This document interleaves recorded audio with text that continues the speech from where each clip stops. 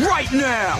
Online at thezone1059.com and on your radio at ESPN 105.9 The Zone. What in the wide world of sports is going on here? What in the... What in the... I mean, how can you... I mean, who did the... That what everybody's saying today that goes to Mississippi State? I mean, I don't know how could you possibly... I mean, you were there and you don't believe What in the wide world of sports is going on here? Welcome into the show on this Reaction Monday. Monday. Can't wait for this one. I imagine so. All I have to know, Bill, from you is, are the phones still broken, or were they just lying about that? Let me see. No. As far as I can tell, they're not broken. All right. I can make them broken if you want me to. No, don't. I'm just saying, get your fingers loose, Loosen those metatarsals. Yeah, they may break them. They may break them. Yeah, loosen up. Y'all give me a call on this Reaction Monday. I mean, I'm not surprised. Like, we've already gotten texts and a lot of messages and stuff even before the show began. One of the first texts, and I haven't even opened the text, but I can see sort of in the subject there, it says, Matt, so much to unpack.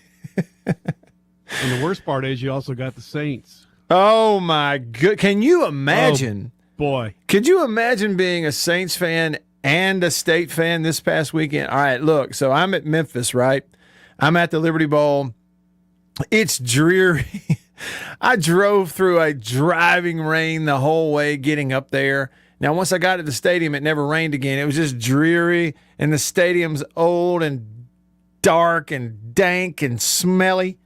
And we go up to the press box in the Liberty Bowl Stadium, and I am not joking you, it ain't big enough for everybody we have on the broadcast. We got people standing out in the hall. Neil and I and our spotter Everett are squeezed in there like sardines, and it's that kind of game. And then you lose the game. It didn't rain, and I felt bad for the policemen that were out there directing traffic after the game because it never rained a drop during the ball game. And as soon as that game let out, and all these people are stuck in traffic, and they're out there having to stand out there and direct traffic, then whoosh, here come the rain, and they were standing out in it. So since I was in Memphis, I just felt like I had to listen to the right song as I exited that ball game, and I think I had the right choice.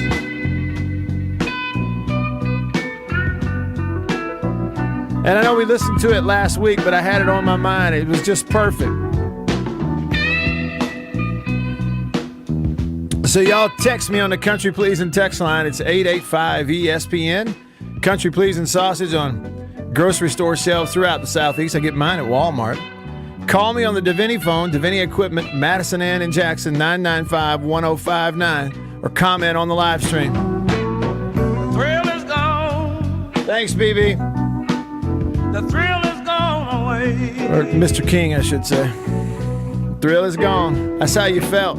The thrill is gone, baby. Saints fans, you're the same way. What was that all about? Yeah. All right. So I don't know how else to even start, really, other than just to, y'all, here's the show.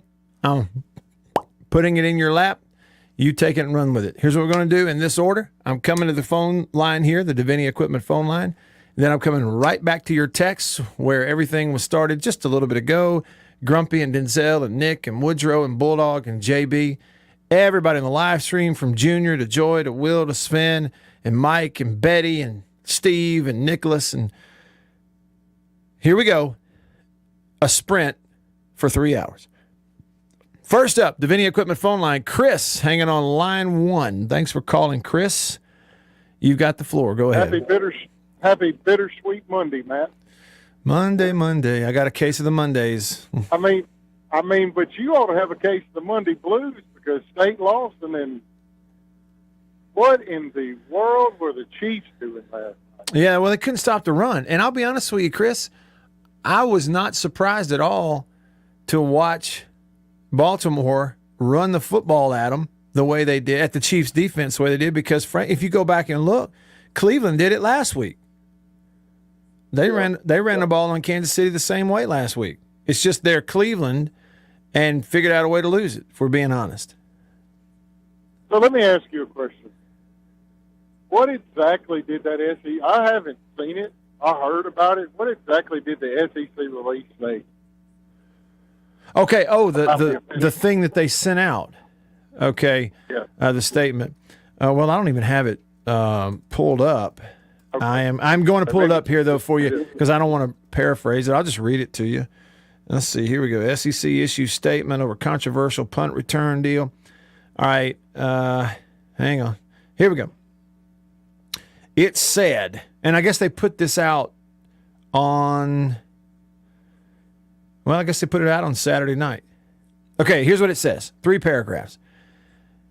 Statement on Mississippi State at Memphis game from Southeastern Conference. At 5:58 in the fourth quarter of the Mississippi State-Memphis game, Mississippi State punts the ball down the field where the loose ball touches multiple kicking team players before a receiving team player picked up the ball and returned it for a touchdown.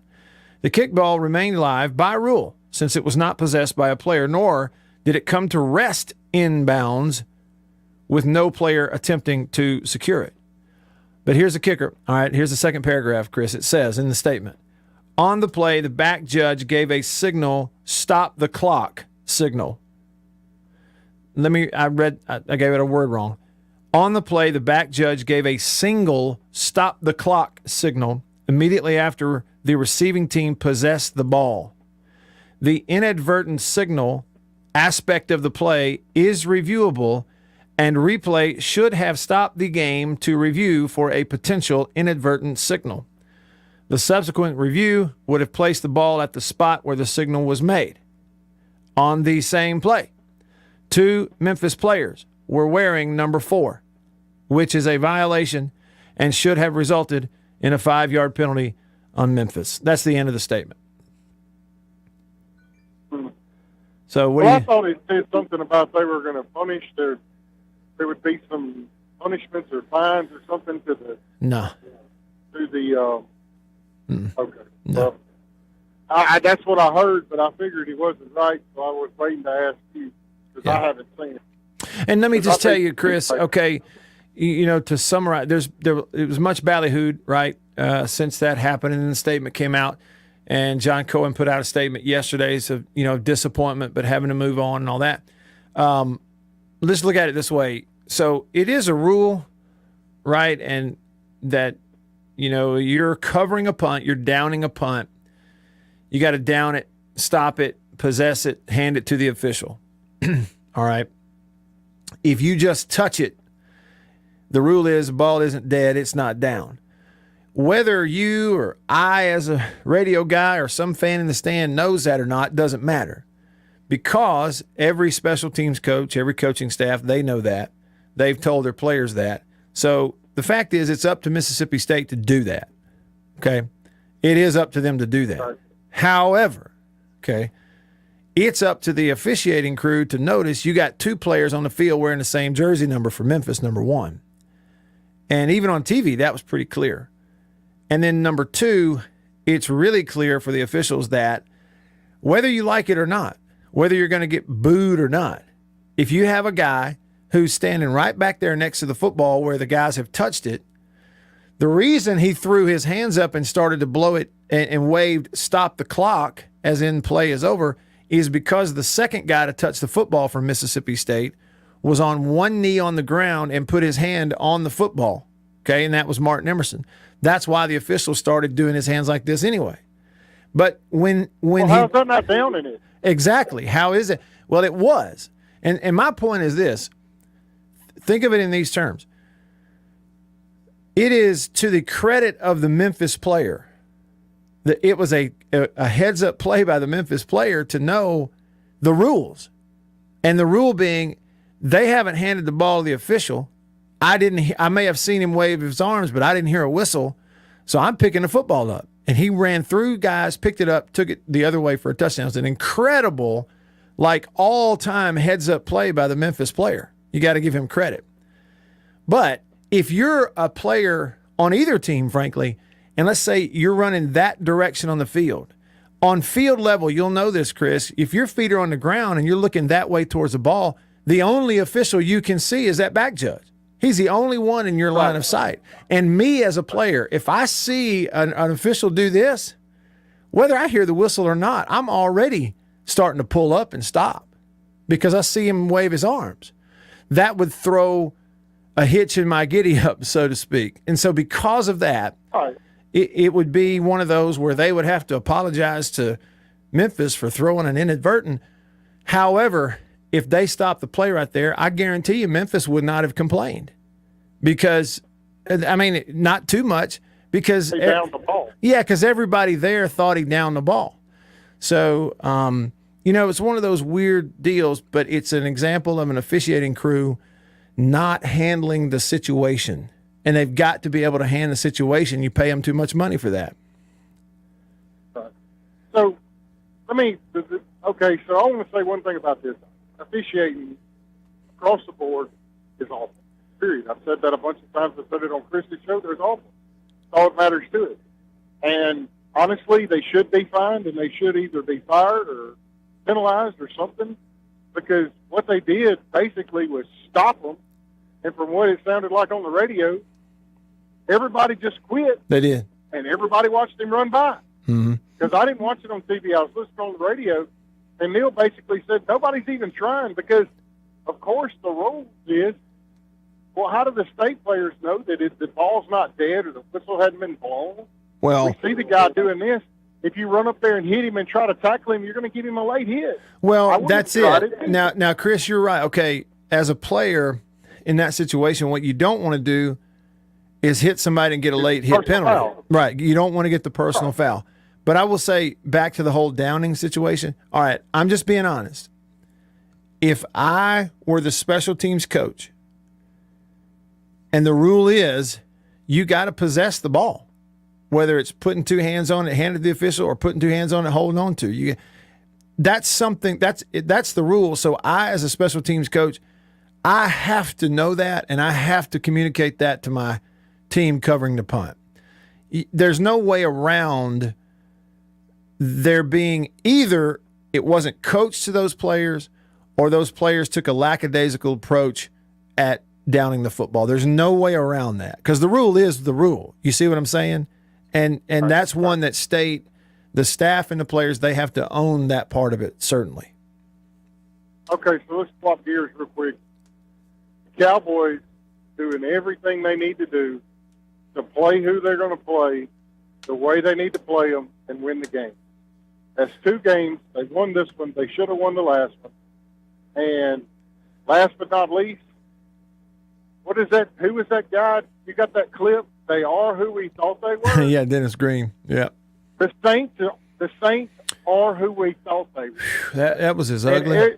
last night proved without a shadow of a doubt that Aaron Rodgers did not try in that first game, and I will be surprised if he tries in this game or they even put him on the field. Because if I'm not wrong, didn't he come out last week that they're trying to trade him? Well, but here's the thing about that, Chris. Aaron Rodgers don't play defense, and the Packers defense gave up 5 touchdown passes to Jameis Winston, and then yesterday I don't think the Saints even had 100 yards of offense in the first 3 quarters.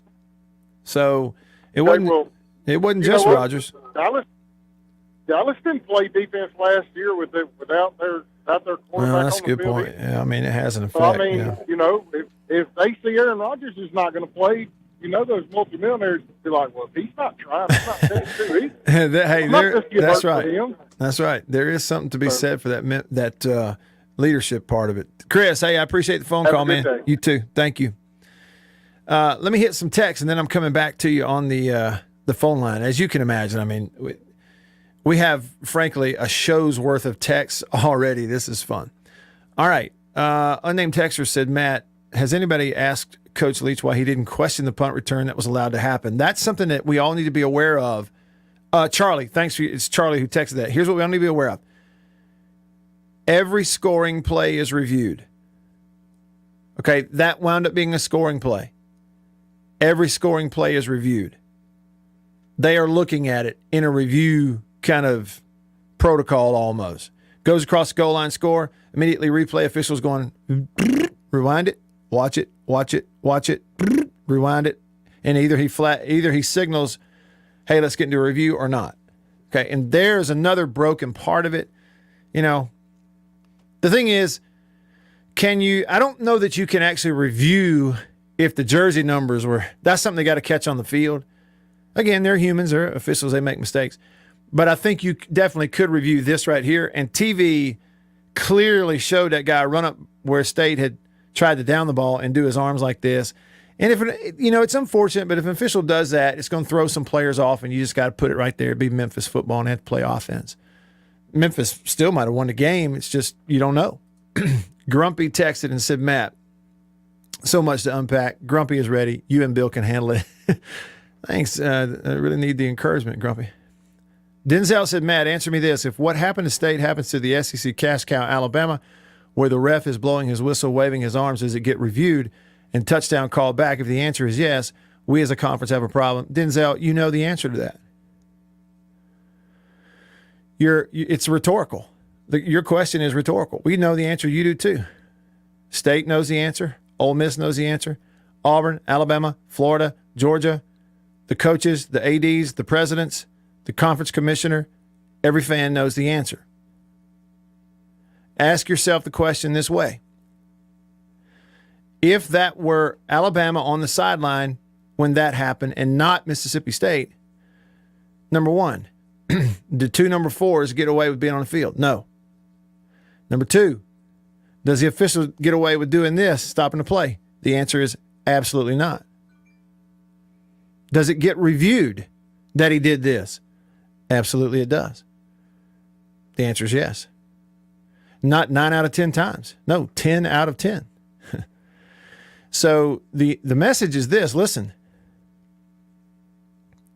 there's no point in us whining about it, complaining. Stating facts is okay. And this is a fact. From a football perspective in the Southeastern Conference, if you're Mississippi State, you walk out the door every day expecting to get kicked in the so that when you get punched in the stomach, it ain't that bad. Every game you play, just get ready. It's not a matter of if something's going to happen. It's just a matter of when and at what point in the game and where on the field. It's a part of what you got to play against. Just like playing against somebody's defense, you have to overcome what's going to happen. That's the world you live in if you're Mississippi State. Are you going to get the benefit of any of those things? No. You haven't. You aren't. You aren't going to. That's the fact, okay? So we kind of accept it for what it is.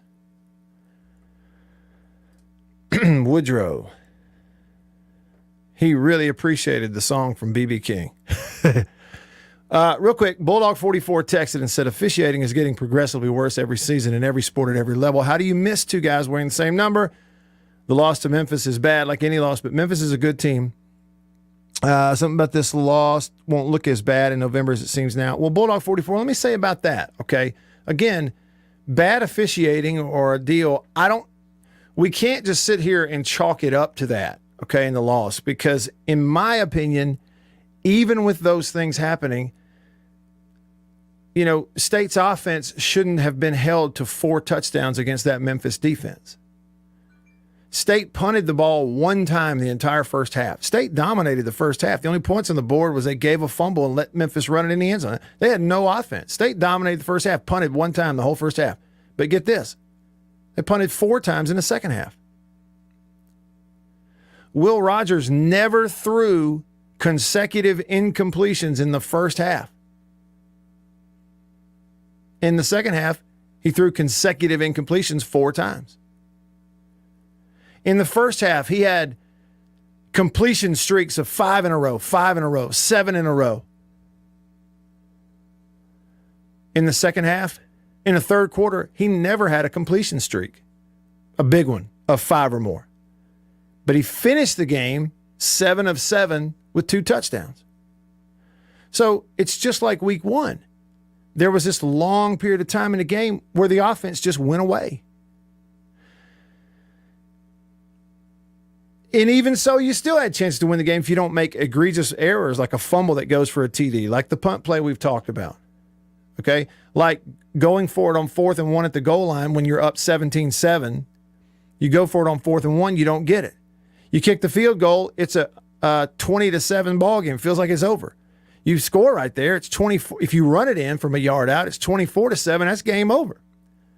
But you got nothing. So there's all these things, right? State had, in spite of everything that went on, State still was like the better team and had the game sitting right in their lap. They just had to win it and didn't do it because of like a schizophrenic offense. And people get tired of hearing Mike Leach say consistency. They're like, I'm sick of it. Listen, he's just telling you the truth. He's just telling you the truth. When you can be like, you go out here and you score and you move the ball. State was 7 of 10, 70% on third downs in the first half. In the second half, they converted 29% of their third downs. I mean, it just couldn't have, and against a defense, frankly, Memphis' defense, if State executes, Memphis cannot stop them. So I guess what I'm saying is, on this side of it, I just can't blame the loss itself on all the other stuff. I mean, there's more than we could possibly shake a stick at. Undisciplined is an answer. Inconsistent. They just have another step to make as a football team. Guys that are young have got to grow up quick. Just getting started with y'all on Reaction Monday. Stick around.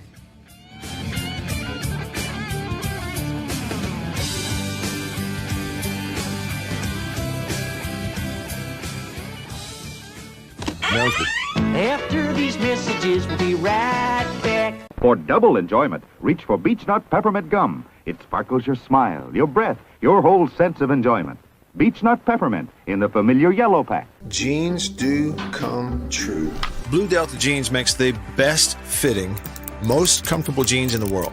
Let's dive in and see what we have here. Do what I did. Visit BlueDeltaJeans.com.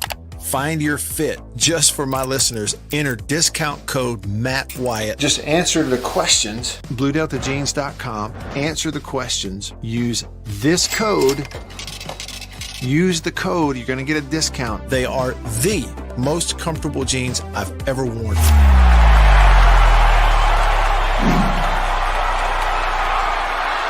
Farm Bureau Insurance stands ready to provide financial relief to our communities in this time of crisis. This includes a one-time credit to all personal auto policyholders, a donation of $500,000 to the Mississippi Food Network, and additional payment options for those hit the hardest, all while continuing to service customer claims as well. But this is the time to go above and beyond. These are a few ways we're keeping the Farm Bureau promise. To learn more, talk to your agent or visit us online. Go with the home team.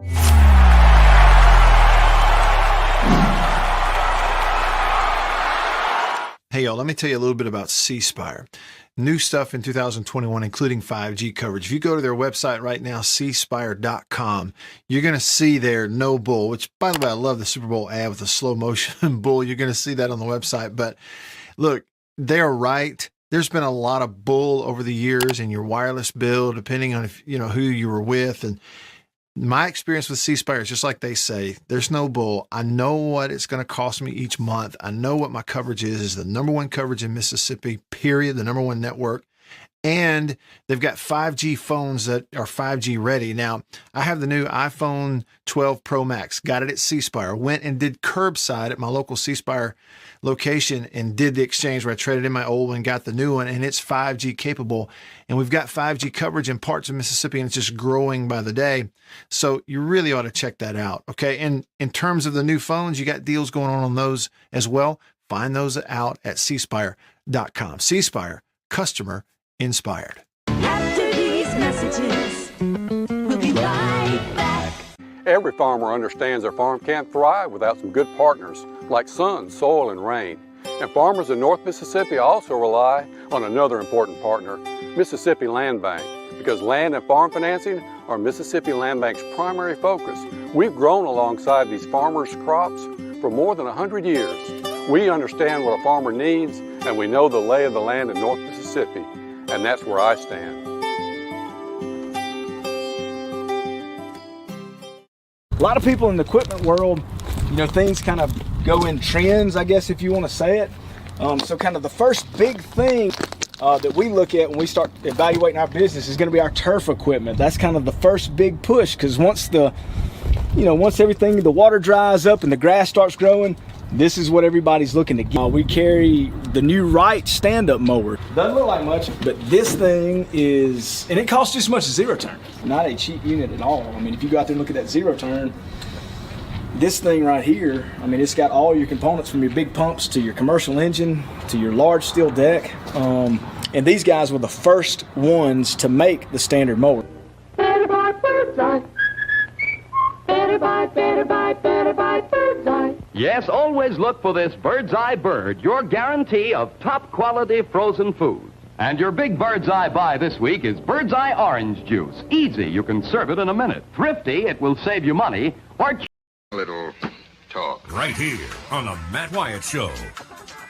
All right, back with you. Reaction Monday in the Bureau, the Farm Bureau Insurance Studio. Farm Bureau Insurance. Go with the home team. They are your home team at Farm Bureau Insurance. Across the great state of Mississippi, your hometown heroes. That's your local Farm Bureau Insurance agents available to you in all 82. There's 82 of them. 82, got it. Okay. Where did 90-something come from? Where did you get 90? I mean, I was going to say like 98. I had the number 98 in my head for some reason. See, I can't. Grew. I mean, I can't criticize officials for not being able to deal with numbers, can I? Nope. It's 82 counties, all of them, that you can find your local Farm Bureau insurance agents in the state of Mississippi. Let's go to the phone line. We've had a lot of people that have called and hung on and patiently waiting, so we'll start to roll through that now as efficiently as possible. First up on line 2, Houston, hanging on for a while. What's up, Houston? Hey, Matt. I was at the game, as you can imagine, and to be honest with you, I don't mean to take up too much of your time, but I'm going to try to break my phone conversation down just a little bit because I've got a lot of, I've got a lot to unclutter. First of all, I was frustrated when we were up 17-7. I could see this coming. As soon as we turned the ball over, we couldn't get it in from the 1 yard or from the 2 yard line. I wanted to go for it and give Memphis credit. They drove 8 yards down the field, and then when we did get a good kick from Tucker there. They ran it back for the touchdown, but during that process, it was so laughable, and the whole thing, and if you notice in my voice, I'm getting a little heated, it's still frustrating me, and I can't get over it, and the team doesn't need to get over it, and we need to take our frustrations out on LSU. Yeah. We need to take every frustration, late hit them. If we get flagged, we get flagged. We need to make a statement that Mississippi State is back, and we're not going to take this from anybody. Period. End of story. Houston, thanks for your call. I will say, and I get it. There is a point that as a team, something like that goes on where you can actually kind of harness your anger. You use it to motivate you in preparation. Maybe it helps you to prepare, narrows your focus a little bit, that kind of thing during the course of the week. But, I would say, specifically to some of the things you said, you got to go win a physical battle against a physical team. You're only going to win it when you do that.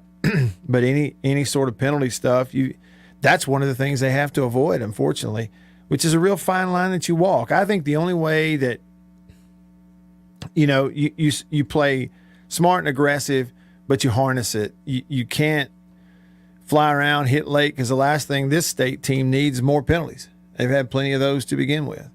And 9 more of them for 60-something yards the other day against Memphis, So penalties are the last thing that they actually need in a ball game. All right, Woodrow on line 1. What's up, Woodrow? Hey, Matt. Good day to you. I got a question about Will's first half pass attempts. Do you have a stat on how many throws he had in the first half? Yeah, I can look this up here for you. And while I pull that up for you real quick, Woodrow, like I was saying, there was a difference an obvious difference when you separated first half and second half between consistency throwing the ball and just moving the ball in the first half versus second half. Third down percentage and all that kind of stuff would show you. All right, so let's see here. If you look at first half, you had 34 pass attempts in the first half. You complete 27 for 220 yards and a touchdown. In the second half, they had one. In the second half, he had one fewer attempt. So 34 attempts first half, 33 attempts second half. That went for 2 touchdowns. But on one fewer attempt, he had 4 fewer completions for 199 yards, so fewer yards. So a few less completions, a few less yards, but the 2 touchdowns at the end. Well, and here's my question is, if you look at the first half stats, and I understand this is an air raid offense, okay, I get that. But, those first half stats are like game stats, or like full game stats for a lot of quarterbacks, right? Yeah. So I'm wondering if they're throwing so much in the first half, did the volume of throws, is arm strength starting to be a problem? Look, at a certain point, you throw 67 passes in a game, unless your strength and conditioning coach is, out of this world, that's a lot of throws. And I'm wondering if you think that if his third quarter struggles were related to just throwing too many balls and just not running the ball at all in the first half. I don't think so. Now, I will say, Will's fine. We noticed that on the last play, I think it was the last play of the first half, he took a sack, and it was right before halftime, and he jumped up, but he was a little woozy, and he didn't necessarily just run to the locker room. We were wondering, well, he came out and played and all, but certainly wasn't as successful in that third quarter. But no, I would tell you this, Woodrow, no. You look at, 67 total attempts. They throw 3 times, 4 times that number of balls in every practice. That's not a big deal on that at all. Now, if you get something banged up, maybe you see a difference. But the thing is, when he had to take them down the field at the end, which is a good quality, they go zip, zip, zip, hitting some big throws down the field, But they miss some too. And this is not a deal where I'm coming in here breaking down X's and O's and every little time that somebody misses. You throw the ball 67 times in a ball game with a sophomore kid. Is he going to read everyone perfectly? No. You going to miss a few throws? Yeah. You going to miss a few reads? Yeah. So you go, my thing was, and I mentioned this on the podcast, Woodrow, you go 50 of 67. That's 75% completion on 67 attempts for over 400 yards and 3 touchdowns and no picks. Is that good enough to beat Memphis? Well, should be. Yeah. Okay, yeah, it should be, right? Because not everything's going to be on him. Well, the way this game was, everything's on him. So if I look at that, then if we do this sort of mental equation here and go, all right, well, they obviously lost the game, so I could make the case it's not enough. And it's not enough, apparently, to overcome mistakes that put 14 points on the board for them. Easy. All right. So am I saying then in this game against that defense that we need him to throw it 67 times and go 90%? Instead of 400 yards, we got to have 500? Instead of 3 passing touchdowns, I got to have 5? See, that's not the answer. The answer is you had 4 punts in the second half when you're nursing a lead. Give me 1 punt and 3 field goal attempts. Right. Anything. Yeah. Right now, if you look at it, right now State's near the bottom of the league in field goal attempts. Well, that right there shows you the schizophrenic nature of the offense. It's all or nothing. They either go score touchdowns or they're punting, because you're not getting field goal attempts. Well, so yeah. I guess that goes back to your consistency topic of what Mike Leach is trying to do with the team, and that's why people get frustrated when coaches say that. But it is the absolute truth. If you don't have the consistency, you're going to lose a lot of ball games. And and I think that's kind of what we saw. And you're losing games because you don't have consistency in the offense. You got some undisciplined stuff going on in other things, whether it be penalties, whether it be not ironing out the little details here and there. Part of that's coaching. Okay, no doubt about it.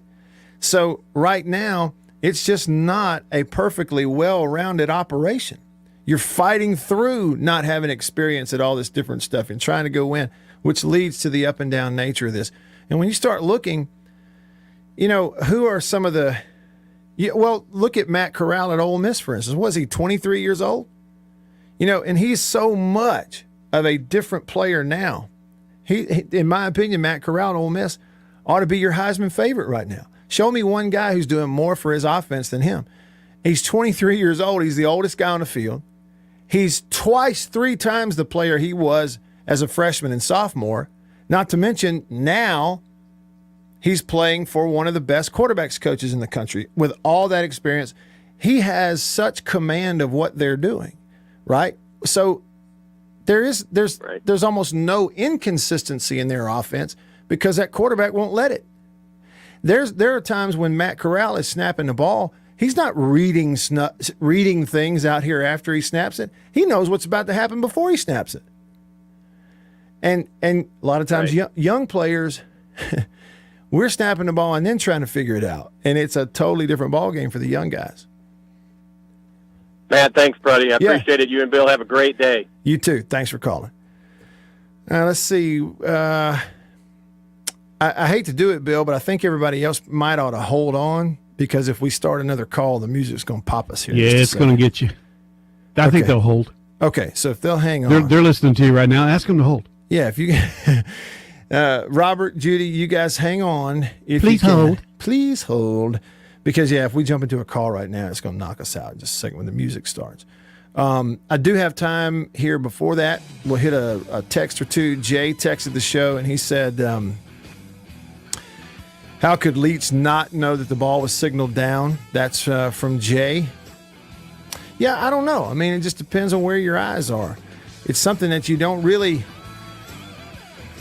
I just think if you're a player on the field running vertically down the field, you've only got one official in your entire line of sight, and it's the guy who did this.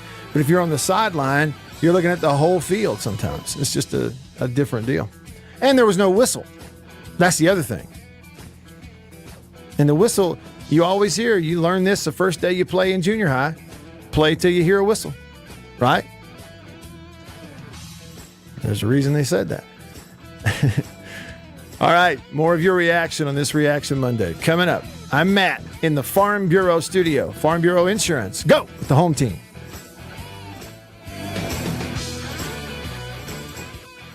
Now's the time to get it. After these messages, we'll be right back. Arrived today. Jeans do come true. Thank you, Blue Delta.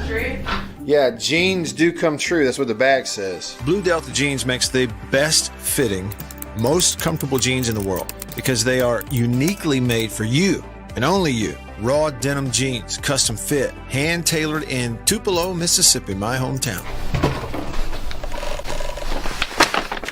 Let's dive in and see what we have here.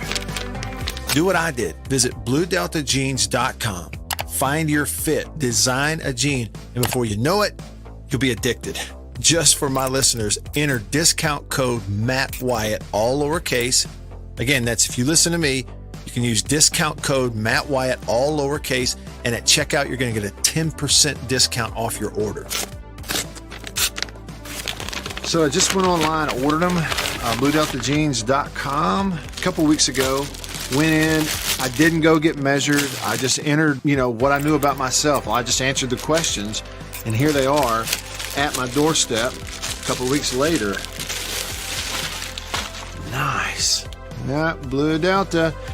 Nice. I'm happy. I've known the Blue Delta team for years, and I'm thrilled to have these guys on as a sponsor of this show.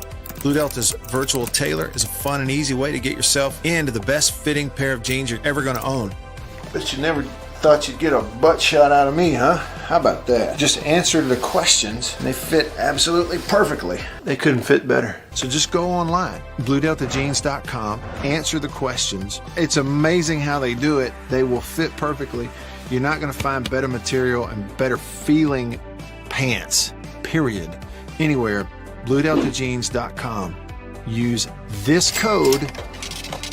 Use the code. You're going to get a discount. They are the most comfortable jeans I've ever worn. I promise you that.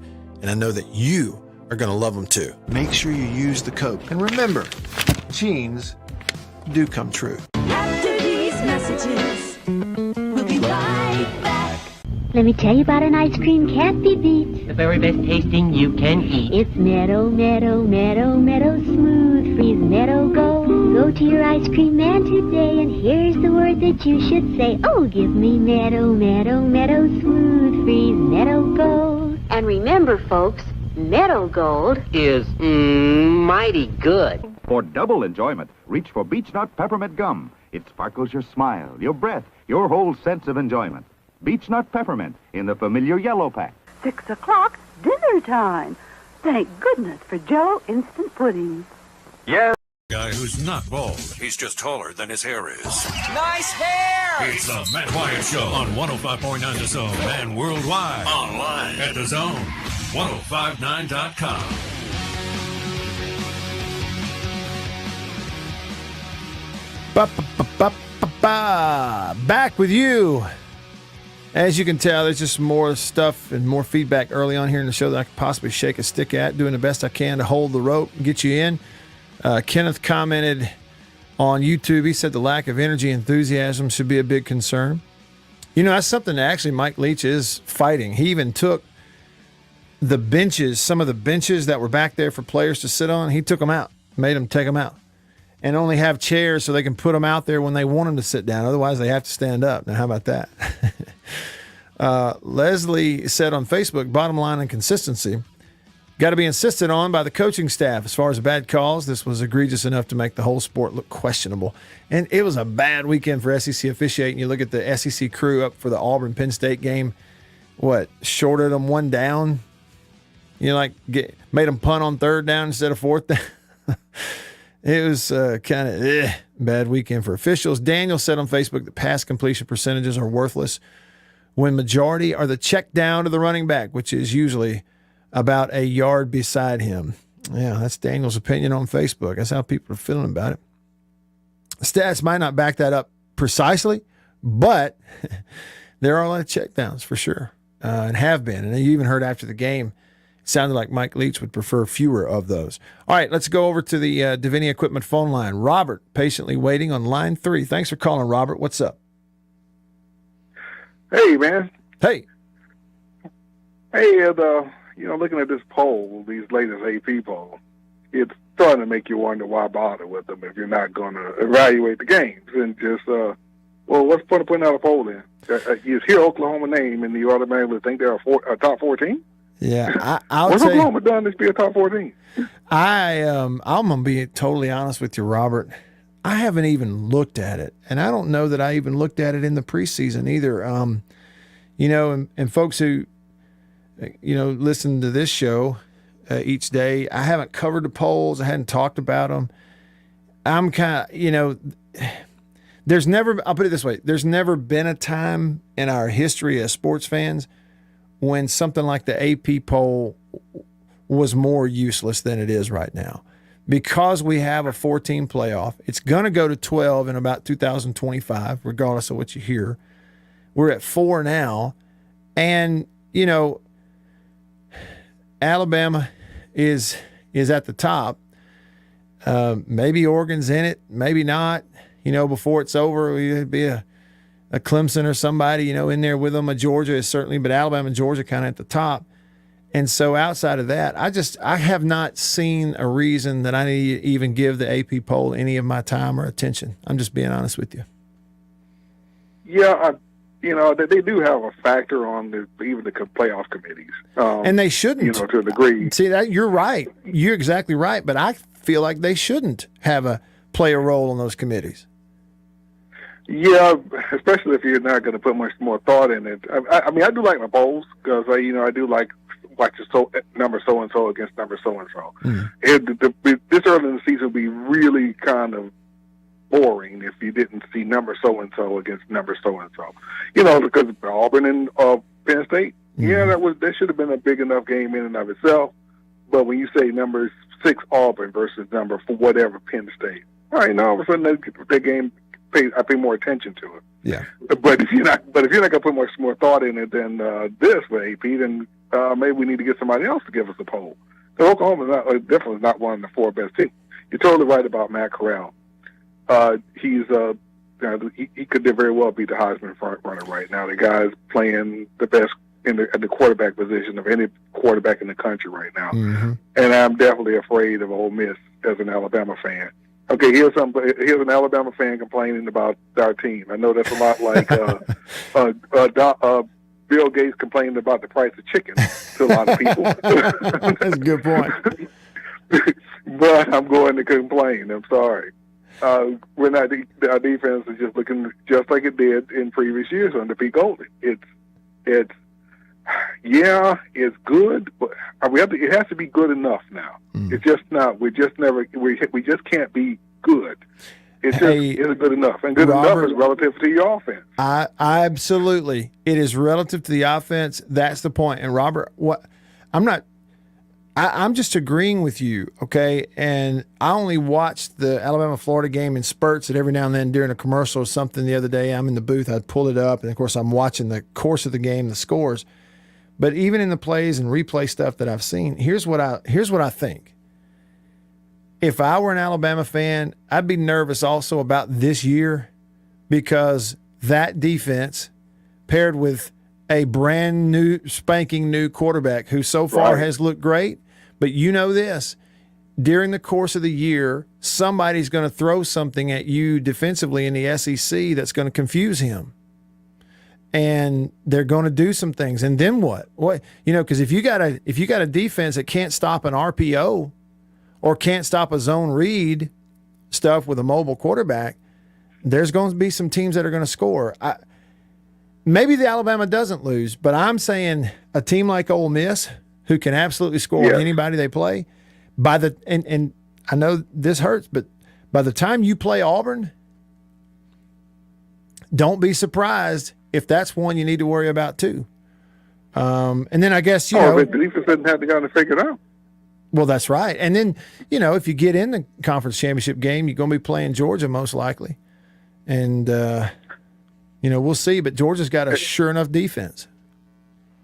Oh, exactly. All of a sudden, Alabama, in my opinion, has probably the second toughest schedule in all of college football. Only behind Auburn, but because the only reason they play Georgia first. Understand that. It would be the toughest schedule. I mean, it's like, and we got the boy genius Lane Kiffin coming up, and he started preparing for Alabama 30 seconds before the Tulane game. And has 2 weeks. He's got all week. And 2 weeks now with an open date to get ready for it. 2 weeks to prepare. I know it. Glad that game's in Brian Denny Stadium, but we definitely have to figure it out on defense. And it wouldn't bother you so much during all the offseason we're being told how the elite this defense is going to finally get back to this elite status again. Because we're all tired of good enough. Okay, we want you back elite again like you used to be, where we relied more on you than we did the offense. Right. It's been a while since Alabama fans have felt that way. I'm not sure I feel that way still. Well, it's a tricky thing to think about going through a whole year if you're going to have to rely on scoring a lot of points and rely on offense, and you got a first-year quarterback who, again, he's great. He is an unbelievable talent. He can do some things. You're like, wow. But over the course of a year, there will be these defensive coordinators. Yeah, with your schedule, and these defensive coordinators making $1.5 million, and guys like Barry Odom and some of these others, and it's just it could be a bumpy ride. I'm not saying they will lose, but I'm saying I think you're right to take a real good look at it, especially that 1 in 2 weeks. Yeah, we say the SEC is the best conference, which it is, but the bad thing about playing in the best conference is week in and week out. That's this is the kind of schedule you have to deal with. It's week in and week out. Nobody else can run this. Now, I'll let on with this caveat for our team.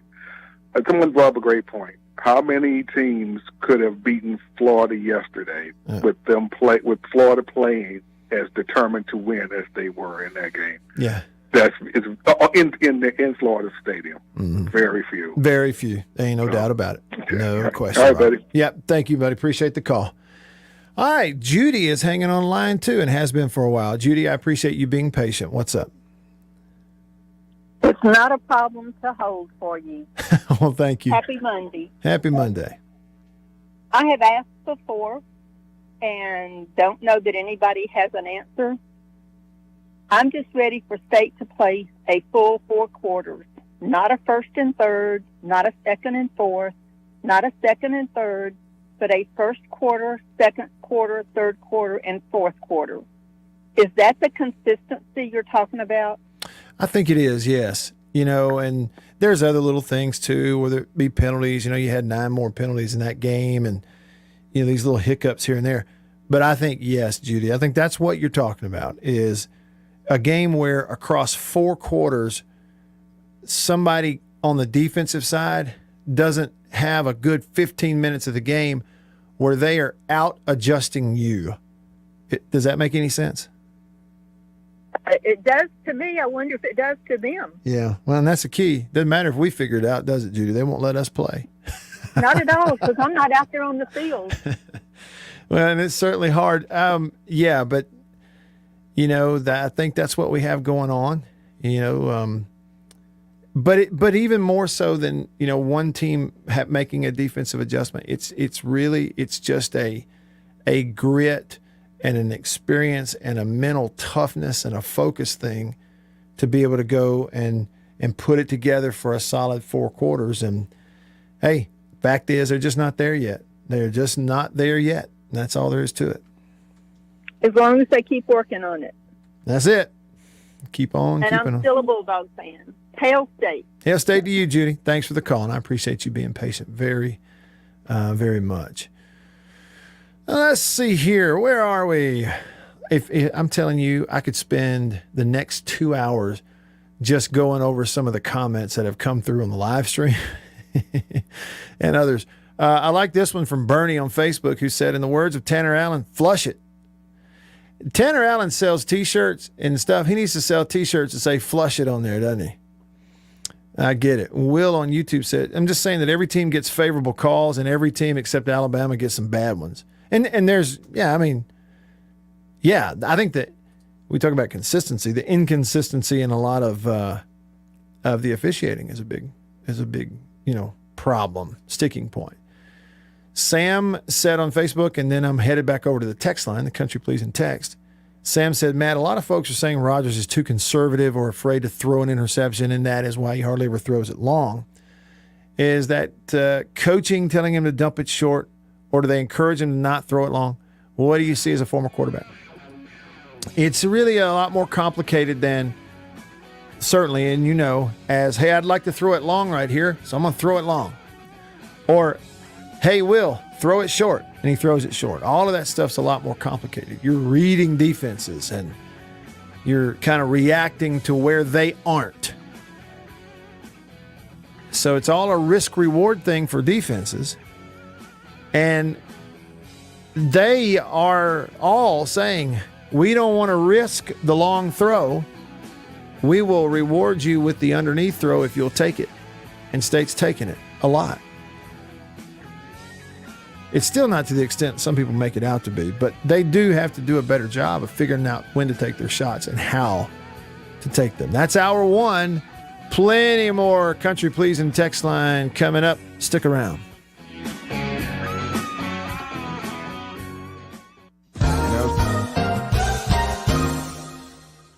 Farm Bureau Insurance stands ready to provide financial relief to our communities in this time of crisis. This includes a one-time credit to all personal auto policyholders, a donation of $500,000 to the Mississippi Food Network, and additional payment options for those hit the hardest, all while continuing to service customer claims as well. But this is the time to go above and beyond. These are a few ways we're keeping the Farm Bureau promise. To learn more, talk to your agent or visit us online. Go with the home team. After these messages, we'll be right back.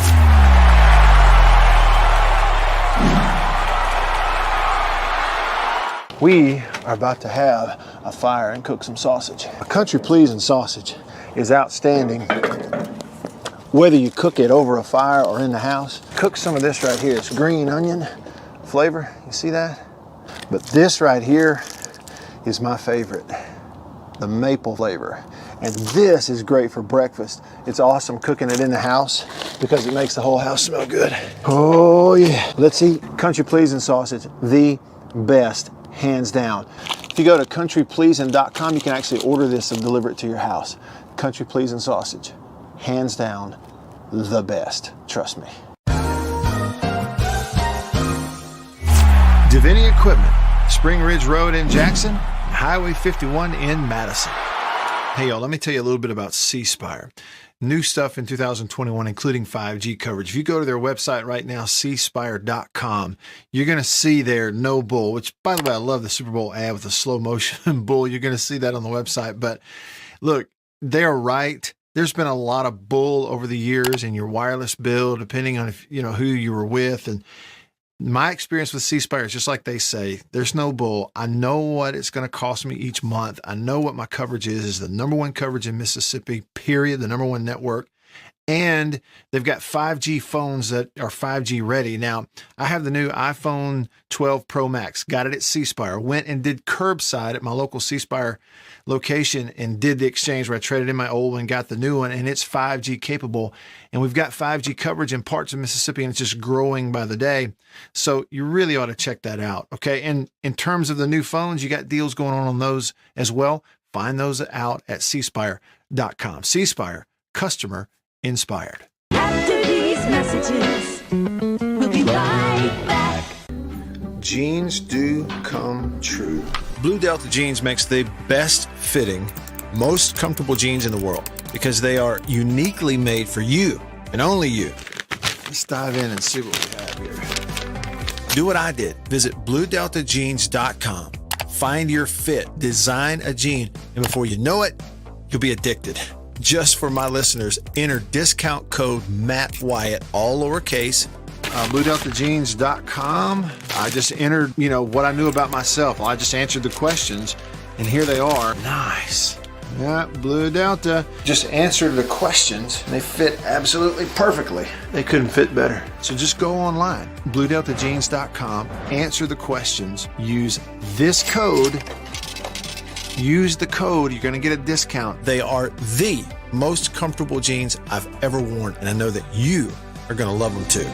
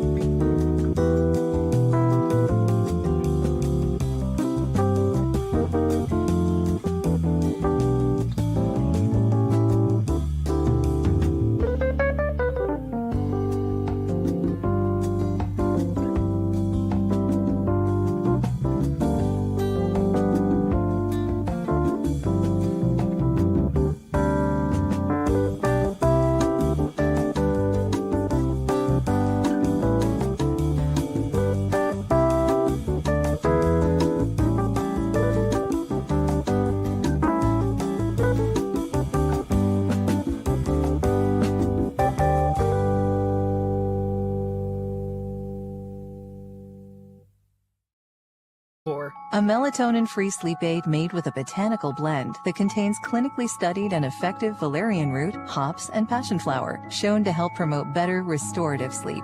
ZzzQuil Pure Z's Restorative Herbal Sleep. Sleep this good, feel this good. Available at retailers near you. WRKS Pickens Jackson. Time, John. It's time to get back to the Matt Wyatt Show. Live in the studio. Online at thezone1059.com and on your radio at ESPN 105.9 The Zone. So much to get to, and it is fun. Welcome into hour number 2 on this Reaction Monday in the Bureau, the Farm Bureau Insurance Studio. Farm Bureau Insurance, go! With the home team. They are your home team at Farm Bureau Insurance. You can be like our family and have your insurance with Farm Bureau, home, life, auto, and then something comes up. You have a question. God forbid you have to make a claim, but that's why you have it, right? And then it's not waiting till, like, let's say it's Saturday night, waiting till Monday for business hours and then calling an 800 number and then sitting on hold and all that kind of 3 states away. No, it's text. And your agent lives right down there. You'll see him at church in the morning. You know, local. That's what you get with Farm Bureau. And that's what you get with this show. Appreciate you tuning in. All right, so lots of ways for you to be a part of the show. Call me on the Country Pleasing text line. I'm sorry, call me on the Davini phone, 995-1059, Davini Equipment, Madison and in Jackson. Text me on the Country Pleasing text line at 885-ESPN or 885-3776. Big Enos Burdett on the Country Pleasing text line said, Matt, I'm in. State fans need to calm down. It's a long season.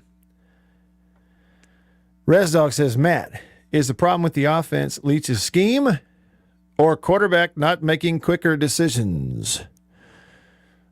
And it could be a little bit of everything when it doesn't work. Real unnamed texter said, please go into the review of the onside kick and calling a new penalty. Okay, somebody asked about that, called, wanted to talk about it. Here's my understanding. So,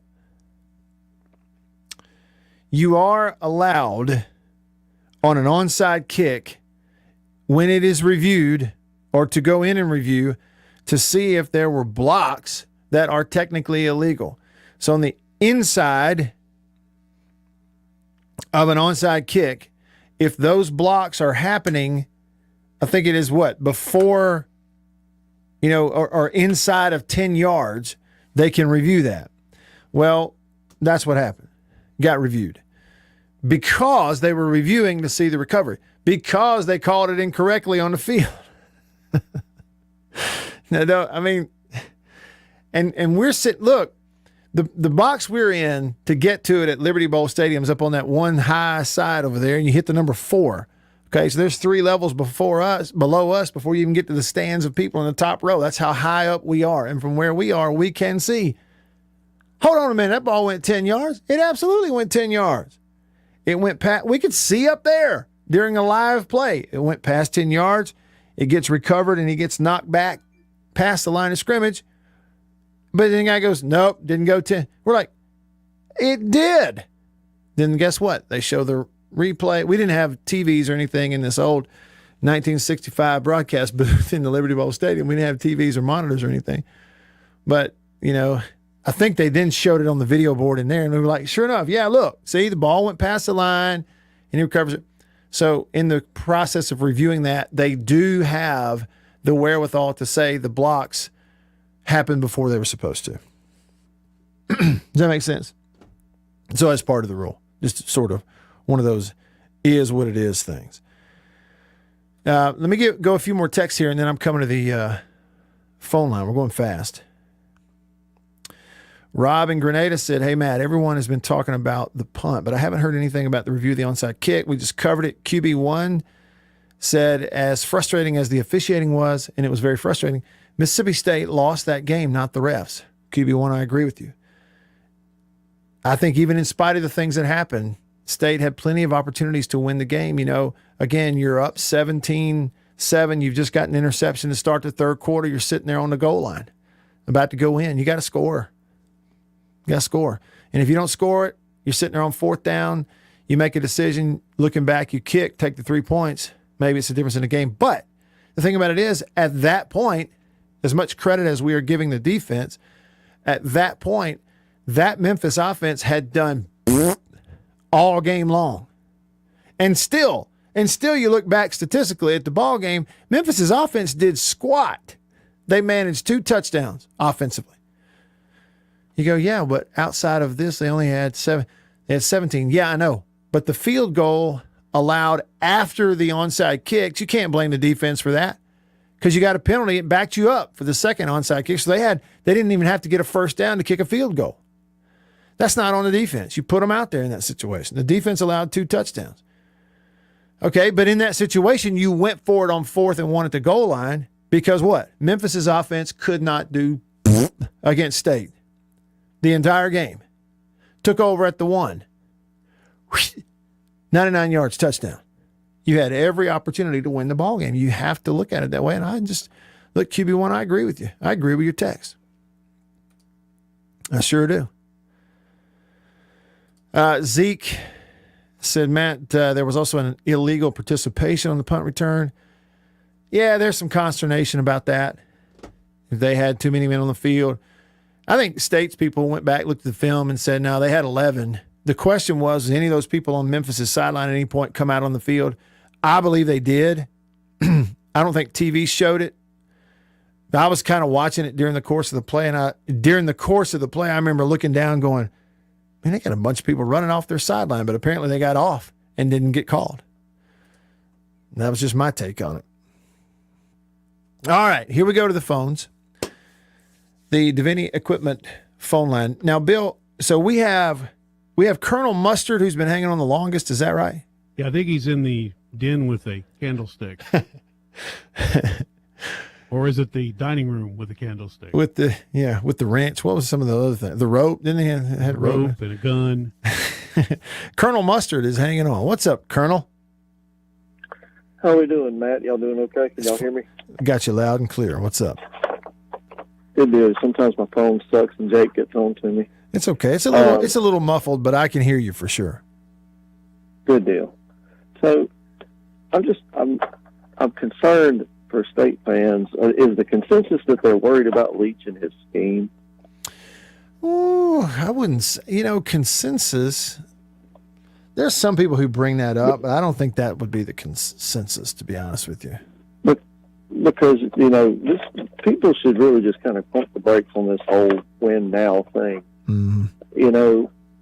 Especially, I know that's the environment we live in right now, but still the fact remains that the guy's coming in with a scheme that was not run here before with athletes that we're just kind of like scratching our head at, like going, oh, how are we going? We know how to have, we know we got the athletes that can pull and block. We know we got the athletes that can outrun everybody, but gosh, do we have the athletes that across the entire South that can run this kind of offense? I mean, the closest thing that you can compare it to is Steve Spurrier, and it's a complete and utter, it's just a philosophy change.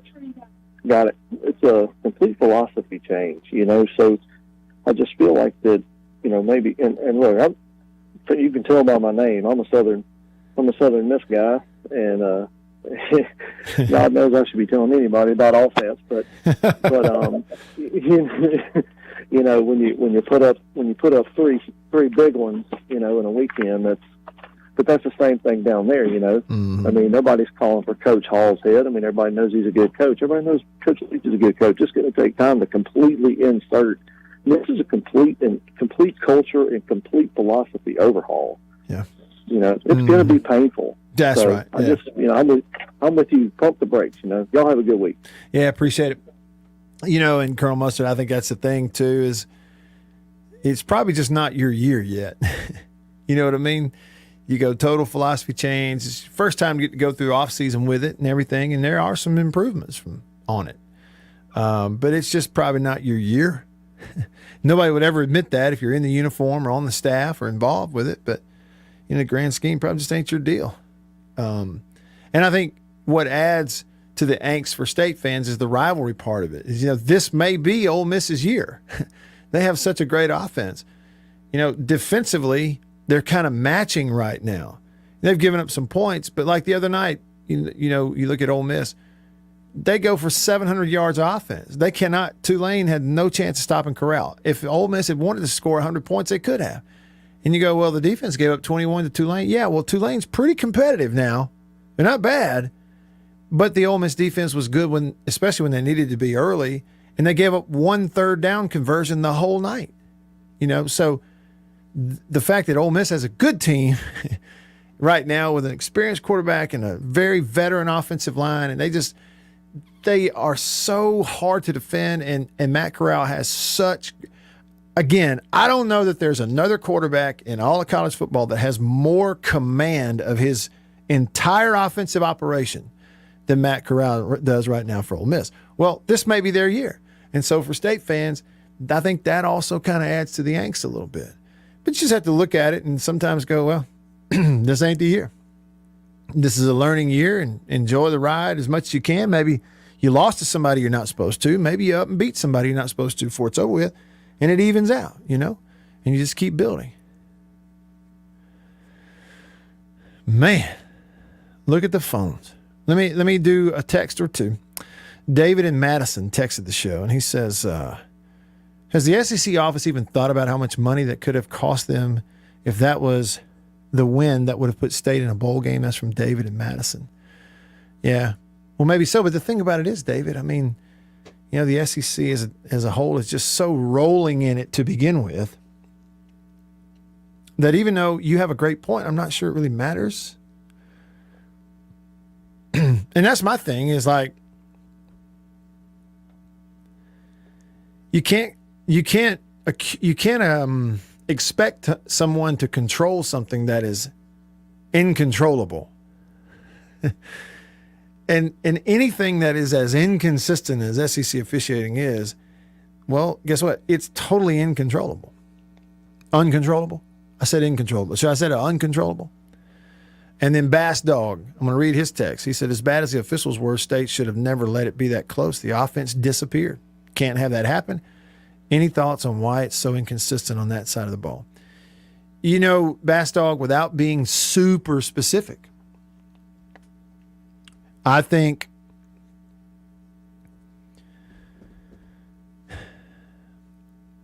you have a young quarterback who's going through it for the first time. I think your number one target in an air raid offense, this is his first year on the team. That's my Kai Polk. I think 4 of your 5 offensive linemen at this point today, as we talk today, have started 3 games at the positions at which they are playing. 4 of your 5. So, no, they're not brand new anymore, but still there's new things happening to them each week, and they're getting a little better. And I just think that's what it is. And I think what you have is you have a lot of young players, new players, first-year guys that they're trying their best at times to really focus in. But what that's causing them to do is sometimes they get so focused in that they start to have blinders on. And you sort of lose sight of the greater picture of we've also got to manage this game. You win games by having the ability to do your job while managing the game situations, because you can't predict any of those. It's like in golf. It's like course management in golf, right? Like you're going to go win this golf tournament and you're on 18, and you got a 2-shot lead and all it requires is a 3-putt and we win this thing. But let me give you an example. What would be the example? It's the Players Championship. It's 18 at Sawgrass, and they've got that pin tucked over there, front left corner over there by the water. And that big old fat part of the green, back and right. And you just have to go for that pin, and you dunk it left. All you had to do was flop it on the fat part of the green and go up there and 3-putt. But no. You want to go in there and go after that pin. See, that would just a terrible course management, right? In a very elementary example. Well, in football, too, it's like the whole situation and the whole team situation, my job is just a part of it. I'm not only focusing on my job. I'm focusing on my job within the scheme of the team. That's why I don't hit a guy late. Or like the other day on a 2-point conversion, when you have completed it, I've blocked my guy to the ground. But just for fun, I dive on him. And then we go wrestling around and they call me. What was it? What did they call? Different things like that. Okay, back over to the phone, the Davini Equipment phone line, 995-1059. Let's see. I got Tide Man on line 2. Tide Man, what's up? Hey, good afternoon, brother. Hey. I'm gonna begin with the positive and end with the positive and give a quick negative rant in between. But first of all, thank God for college football, right? Yeah. We all got some angst and frustrations, but guess what? The phone lines are lighting up and makes your show better. We're all just happy that college football is finally here. So thank God for college football first and foremost. Now my rant. I agree with the earlier Bama fan that called in, and I need you to sort of talk me down off the ledge here. And I don't want to be one of those guys who's like, fire this coordinator, fire that coordinator. I don't know enough about the game to make that kind of call. I trust Nick Saban. He's the GOAT. I completely trust him. But I will just say I am not a fan of Pete Golding. The fact that we allowed Florida, and taking nothing away from them, but for them to run the ball 99 yards down our throat, that just should not happen. I don't care if it's the second, third, whatever. This game of the season, how inexperienced we are. And it's not a lack of effort. I didn't see any lack of effort from our players out there. They were exercising the fundamentals as far as tackling and all that, but we just didn't seem to have. We got players out there. Will Anderson is a beast. We are loaded with talent, maybe not experienced, but still, that's where the coaching comes in, right? To put your inexperienced players in the best possible spots to make the plays. I'm just glad we're not playing Ole Miss this Saturday. And I'm not sure if 2 weeks is going to be enough to get ready for Ole Miss and Matt Corral. I mean, if that Florida quarterback can do, and he was their second-string quarterback, I think, or at least 1 or 2, and he had to play the whole game, and God bless that kid, he played his heart out. Take nothing away from him. But if he can do what he did against our defense, I'm sitting there thinking, how are we going to stop Matt Corral? Mm-hmm. And the only thing I can come up with, and this goes to the offensive coordinator, I mean, we all knew it was going to be a step down from Steve Sarkisian. I mean, we all knew that. But, I mean, when you are Alabama and you've got 4 or 5-star running backs in your stable, and you've got the offensive line that you have, and you've got 3rd and goal inside the 5, and you go to an empty backfield set, I just don't get that. I just do not get that. The only way I think we're going to beat Ole Miss is obviously improve on defense, hopefully, but not get in the shootout. And I think Bill O'Brien, maybe Saban's going to have a come to Jesus meeting with Bill O'Brien and say, look, we got the backs. We can't get in the shootout with these guys.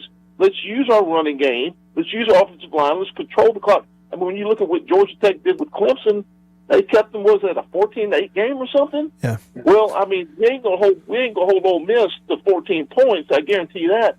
But maybe if we can use the clock and control the game with our running game, maybe we'll have a chance. I'm gonna end on a positive note and let you talk me down off the ledge off the air here. Can I end on a positive? Can I give a shout out? Am I allowed to do that real quick on the air? Sure, go ahead. Yeah, I just want to give a shout out. I said this last year. I'm gonna say it again this year. If he's listening, to my dear brother from church, Michael Fowler, my good Christian brother, one of the biggest Bama fans I know, one of the greatest Christian men I know, who once again is paid for my cable so I can watch Alabama, my beloved Alabama Crimson Tide, play this season. So thank God for people like him and for brothers in Christ like him helping me. I want to give a shout out to him.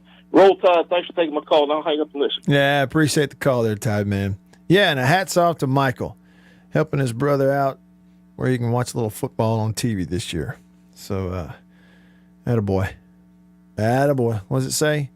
Consider others greater than yourselves. Well, he didn't just read it and believe it. Michael Fowler's putting feet to that gospel. Attaboy. A text real quick. Unnamed texter said, Matt, State's got to be mentally tougher. They are weak mentally. And I think that has a lot to do with the inconsistency. There's no question about it. Some of that has to do with experience and growing up, too. Frankly, I'm a lot more mentally tough right now than I was 25 years ago. Now, 3 years ago, I don't know. All right, let's see who's here. Joey, hanging on line 1 of the Davini phone. Joey, you've got it. What's up? Hey, man, I want to applaud you on being so objective on this thing. If my employer would have been treated like that, I don't know if I would be as objective as you are. So that mental toughness that you just mentioned is definitely applicable. Hey, and you know that Alabama-Florida game, looking at that objectively, it had a couple of pass interference calls that they should have kept in their pants waistband. The difference was when Alabama got theirs, they scored a touchdown. Florida kicked a field goal. So, you know, they should have let them play, but I don't think it would have. I don't know if it had changed the game any because, I mean, there'd have just been one less score up there, and that means Florida still loses. So, you know, and Emory Jones did play his heart out. Yeah. And I tell you what it looks like for state fans right now, Matt. I don't know if Love's Truck Stop is so nice to allow the dog spot so that when people travel, they've got a little dog park for their dog. We've got irresponsible people who don't clean up behind themselves, Matt, and it looks gross. So right now, state fans feel like that. Well, I came through there when it was snowing, Matt. And do you know that was the prettiest dog park on the planet? Just go out and win. Just go out and win. Snow is the cover for all the dong on the ground. Just go out and win, and then be as pretty as snow. That is a really funny but appropriate analogy, I think, it's Joey. It's true, man. It's dirty and nasty under that snow, but nobody knows it because the snow's so pretty. Just go win. Just go be Snow State and get over it. Sometimes, and move on. Joey says, sometimes winning is like the snow covering the poop at the dog park. It just makes everything look better. I enjoyed that. Thanks for holding on, Joey. All right. Just getting started in hour 2 in the Farm Bureau Insurance Studio. Your calls and texts coming up. Now's the time to get a great deal on. After these messages, we'll be right back. Better buy Bird's Eye. Better buy Bird's Eye. Yes, always look for this Bird's Eye Bird, your guarantee of top quality frozen food. And your big Bird's Eye buy this week is Bird's Eye Orange Juice. Easy, you can serve it in a minute. Thrifty, it will save you money. Orchard fresh and delicious. Better buy Bird's Eye. Better buy Bird's Eye. Now, if you know your oats and want to feel your oats and taste how good an oat cereal can be, well, you'll go for Cheerios. Great way to start the day with really great eating. That's Cheerios, one of the few foods made from oats. The tasty cereal grain everyone should have at breakfast. Crisp and golden as only a toasted oat cereal can be. And nourishing? Why, a Cheerios breakfast gives you the power protein that grown-ups need to help stay in trim and youngsters need to grow on. Toasted oat goodness, toasted oat flavor. A delicious power breakfast. That's Cheerios. Let me tell you about an ice cream can't be beat. The very best tasting you can eat. It's Meadow, Meadow, Meadow, Meadow Smooth Freeze Meadow Gold. Go to your ice cream man today, and here's the word that you should say. Oh, give me Meadow, Meadow, Meadow Smooth Freeze Meadow Gold. And remember, folks, Meadow Gold is mighty good. For double enjoyment, reach for Beechnut Peppermint Gum. It sparkles your smile, your breath, your whole sense of enjoyment. Beechnut Peppermint in the familiar yellow pack. 6 o'clock, dinner time. Thank goodness for Jello instant pudding. Yes, thank goodness for Jello instant pudding. The terrific busy day dessert you can make at the very last minute. See how quick and easy. Just add it to cold milk and beat it up. That's all. By the time you're ready to eat it, it's all ready for you. Jello instant pudding, made by the famous Jello folks. So creamy, so nourishing, so delicious. No other instant pudding is quite the same. Stock your shelves with all 7 flavors. The good busy day dessert, Jello instant pudding.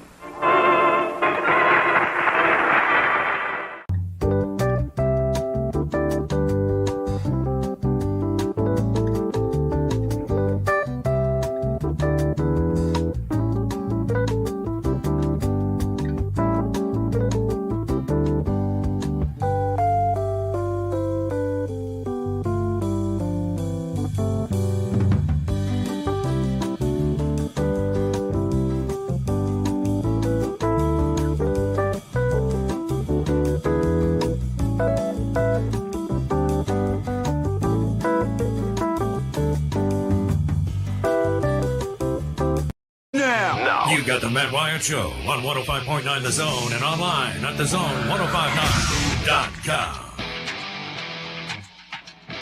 Man, let me tell you, it has been a wild and woolly hour and a half, and I think we still have another hour and a half of the Reaction Monday still ahead of us that is going to be just as wild and just as woolly. Is woolly the right word, though? Some of us have had that wool just sheared right off. Huh? Thank goodness it's just sports. I'm Matt in the Bureau, the Farm Bureau Insurance Studio, Farm Bureau Insurance. Go with the home team. They are your home team at Farm Bureau, your local Farm Bureau insurance agent. Will agreed with Joey's call. He said it's a great analogy about the dog park. Winning takes care of everything. The quote there from Tiger Woods, and that's right. I mean, winning makes everything better. I heard someone who had spent their life in coaching and administration at the high school level, who was retired at the time, and he looked right at me and he said, Matt, nobody can really explain for sure why, but I'm telling you, anybody who's ever coached, been a principal, been in administration at any school, talking about high school, will tell you, if you have a successful football season in the fall, the rest of the year, you have less discipline problems in your school. Now, of course, we know, too, what? You get a winning team, then what? People spend more money in town. Businesses make more money. So you get less discipline problems in school, and people spend their money when their team wins. Winning just makes everybody go, oh, isn't it nice? I mean, look, I'm being honest. Before this football season, Mississippi State fans were having legitimate conversations. And I'm not saying making it up. I'm saying it was a real conversation amongst themselves going, hey, after winning that baseball national championship, are you a little less keyed up for football season? I'm serious. It was like people going, yeah, I sort of still have a baseball hangover. I went to football practice one day and I was talking to somebody who was just there. And he goes, I got to be honest with you, my head and my heart are still in Omaha. And he said, nobody would understand that outside of our fan base, but it's true. I said, I get it. It's because the winning is so nice. It just makes everybody go, oh. But boy, losing, right the opposite. Fire him! Off with their heads! He stinks! Mm-hmm. No, I'm not spending my money. Kids at school. My team lost. I'm going to spray paint the school at night. I mean, all right. Let's head over to the phone line to Vinny Equipment Phone. Kobe on line 3. What's up, Kobe? Hey, what's going on, Matt? I got to tell you, these Alabama fans are crazy. You got the number one team in the country. Your quarterback's a Heisman hopeful, and you lost to a pretty top-notch SEC, or you won against a pretty top-notch SEC school by 2 points. And you're complaining, oh, we're good. We're not good enough. Well, last time I checked, the only perfect person was Jesus, and Florida has 4 and 5-star athletes, too. So it's like, what are you complaining about? Be happy going to the next weekend. You might win by 30 and cover the spread. Who cares? Hey, Kobe, listen, I had an Alabama fan. I overheard an Alabama fan say something like, man, Mullins kind of got our number. And you know what I thought to myself? I just wanted to say, do you realize Dan Mullen is 0 for 12 against Alabama? He's never beaten them. Most of those games against Alabama were absolute blowouts. Jalen Hurts put up 60-something points on his Mississippi State team one year. Yet they're saying that he's got their number. He didn't have their number. He's never beaten them and ain't going to anytime soon. Man, why can't they just be like most of the sport fans and be happy with a competitive game? I hate seeing them blow people out because that's what everybody expects. Good the point. Games come, they do. The good games come when they do lose by 2 points, Yeah. But also, I got to shout my Tigers out. We went down to Monroe and we sort of shot ourselves in the foot a couple times, man. That defense is tough, man. No touchdowns given up. We lost by 4 field goals. I know, that's a tough one. Well, and look, had the football in your possession down by what? A field goal with about 5 minutes left, got the ball, you fix and go score and win it, and then just threw an interception, and there it goes. Well, see, and then they got the ball back. The interception just made it 12-7. We got the ball back. And it could have touchdown wins the game, and we fumbled the kickoff. Yeah. Then we get defense gets us the ball back with 36 seconds left. But what have I been telling you about coaching? We got the ball with 36 seconds left and no timeouts on the clock. We get to the get to the 50, and the refs hit us with a 2-second runoff because we couldn't spike it. So that's where young team. Like I've been telling, man, the coaching is supposed to be. I'm more intellectually advanced than the competition is what I expected as a fan. Yeah. And right now, it's like the coaching is just on the same level as the competition. Well, you know what, Kobe? It's like you look at a guy like Nick Saban. It's an example of these people like that. They are so obsessed with the little things, the little boring details that a lot of us are like, I ain't got time for that. But he's knocking it out. So for situations like that, he looks up 30 seconds. He's got 2 timeouts left. You know what I'm saying? Because they've nailed down all these little things. A coach like Nick Saban is the equivalent of someone who in real life, who in high school they said, hey, you're only in high school, but you need to start saving money every year. And they did it. And they look up and they're 45, and they got $100,000 just sitting over in a savings account just for a rainy day. You know what I'm saying? And the rest of us heard that, and I'm like, I'm 17 years old. I'm spending this money. I'm not saving it. And then here I sit. Exactly. So that's the difference. And you were that's why we were eating ramen noodles in college. Huh? And some of us still eating them, but that's a different story for a different day. Appreciate the call, Coach. Yeah, well. Thank you. Yeah, and them ramen noodles good with that country pleasing sausage too. Hey, put some sausage in there. It makes everything better. I've seen a funny video of this guy. He eats those ramen noodles without cooking them. He just opens the package and just eats them. They're crunchy. They're crunchy, huh? Can you imagine? I don't think my teeth are strong enough. Man. Let's see. Rebel Rex on the Country Pleasing text line says, hey, Matt, tough game for State. Mark Curls and his crew have been suspended and blown calls for years. He's the same ref who blew the fumbled kickoff against Auburn last year. Just awful calls. That's from Rebel Rex. And see, I didn't realize that. I kind of feel a little bit icky, like, making it personal with some of these guys. But, like, Curls, I'm sure he's one of the nicest people in the world and everything, but they have had issues. It was his crew, he and his crew, his crew chief, that they got suspended for back in, what was it, like 2009 or something, for an Arkansas, Florida call. They called something that didn't happen and it affected the outcome of the game. They got suspended.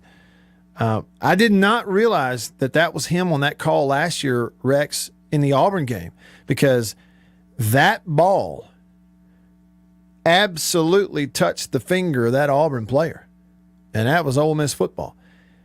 And the thing to me was, though, on that one last year for Ole Miss, Rex, I could see how they could miss it in real time. Absolutely on the field, could absolutely see how they didn't see it touch him in real time. My deal was the replay, because replay showed it. Period. End of story. Go look it up right now. You can go look it up right now on YouTube. Find the call on that play and just slow it down on YouTube, and it'll show you the Auburn guy's hand is sticking down. Here comes the football, and his finger's doing this. It's all bent back like 90 degrees.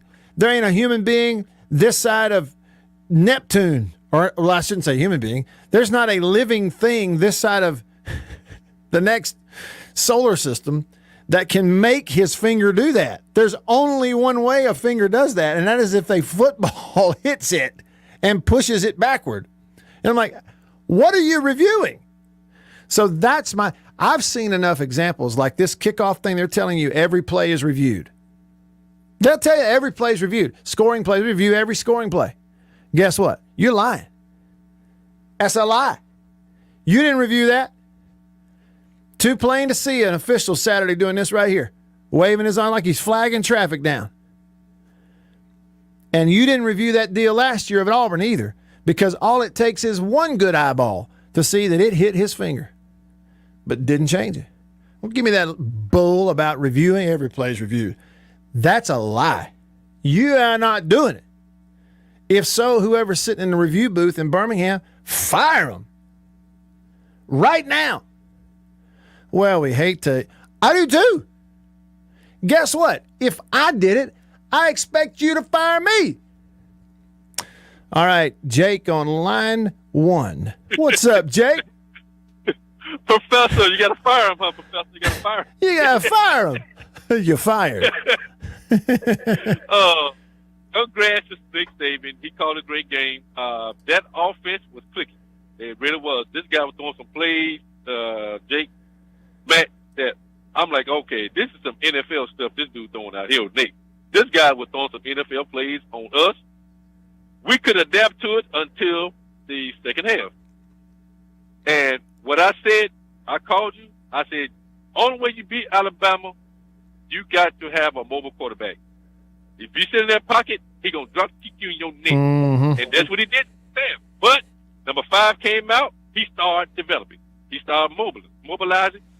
Nick didn't have an answer to that. He really didn't have a but that interference call for number on us against Alabama, that kept that scoring drive going. And that kept the chains moving. That's how they scored that last touchdown. I said, okay, that was not interference. I don't know what that ref was looking at. That was good defense for Florida. Okay, and Jay, help me out. That was at the end of the fourth quarter? No, sir. That was it was almost the end of the second quarter. And, okay, so before halftime. Okay, because I want to go back and watch it. I didn't get a chance to watch the game on Saturday, so I want to go back and see some of that stuff. I'll make sure I look for that. But really, Alabama did not beat us. We beat ourselves. Mm-hmm. Because number 5 looked lost. He looked like, I don't know, him, and especially on that 2-point conversion, both of them had the ball running towards the goal line. Yeah. They didn't know who was going to get the ball. Both of them got tackled. No doubt. That was a bad design play or something. I'll tell you, Jake, it really was. Hey, Jake, as always, thanks for the call. Sorry about the music cutting you off. Good to hear from you. Y'all stick around.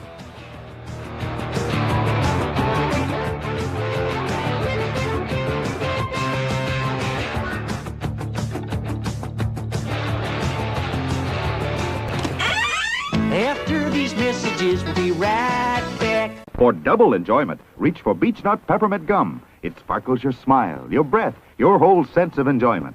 Beech Nut Peppermint in the familiar yellow pack. Jeans do come true. Blue Delta Jeans makes the best fitting, most comfortable jeans in the world. Let's dive in and see what we have here. Do what I did. Visit BlueDeltaJeans.com. Find your fit. Just for my listeners, enter discount code Matt Wyatt. Just answer the questions. BlueDeltaJeans.com. Answer the questions. Use this code. Use the code. You're going to get a discount. They are the most comfortable jeans I've ever worn.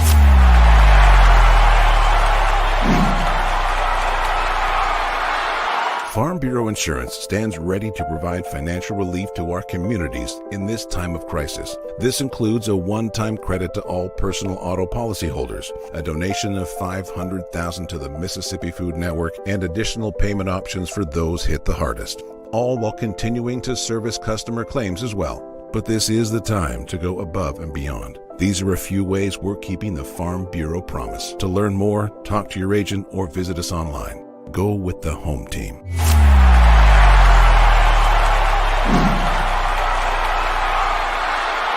Hey, y'all, let me tell you a little bit about C Spire. New stuff in 2021, including 5G coverage. If you go to their website right now, cspire.com, you're going to see their no bull, which, by the way, I love the Super Bowl ad with the slow motion bull. You're going to see that on the website. But look, they're right. There's been a lot of bull over the years in your wireless bill, depending on if you know who you were with. And my experience with C Spire is just like they say, there's no bull. I know what it's going to cost me each month. I know what my coverage is the number one coverage in Mississippi, period, the number one network. And they've got 5G phones that are 5G ready. Now, I have the new iPhone 12 Pro Max. Got it at C Spire. Went and did curbside at my local C Spire location and did the exchange where I traded in my old one and got the new one, and it's 5G capable. And we've got 5G coverage in parts of Mississippi, and it's just growing by the day. So you really ought to check that out. Okay. And in terms of the new phones, you got deals going on those as well. Find those out at cspire.com. C Spire, customer inspired. After these messages, we'll be right back. Every farmer understands their farm can't thrive without some good partners like sun, soil, and rain. And farmers in North Mississippi also rely on another important partner, Mississippi Land Bank, because land and farm financing are Mississippi Land Bank's primary focus. We've grown alongside these farmers' crops for more than 100 years. We understand what a farmer needs, and we know the lay of the land in North Mississippi. And that's where I stand. A lot of people in the equipment world. Knocking them out of the park for great sports talk. I'm talking way back. It's the Matt Wyatt Show on 105.9 The Zone. All right, back to the previous segment. Jake, I appreciate your phone call. Yeah, I want to go back and I hadn't done it yet. I have not gone back and watched Alabama, Florida. That game kicked at 2:30. We were up there in Memphis for a 3 o'clock game, so it was just sort of, for me, it was one of those where, you're checking it off and on throughout the ball game, checking the score, that kind of stuff. Unnamed texter said, Matt, with an offense that's kind of based off explosive plays, why don't we have these explosive plays when we're leading by 3, 10, or 17? They always happen when we're scratching and clawing to come back and win. It just seems like Will takes more risks when he knows that's his only option. Yeah, there may be some truth to that.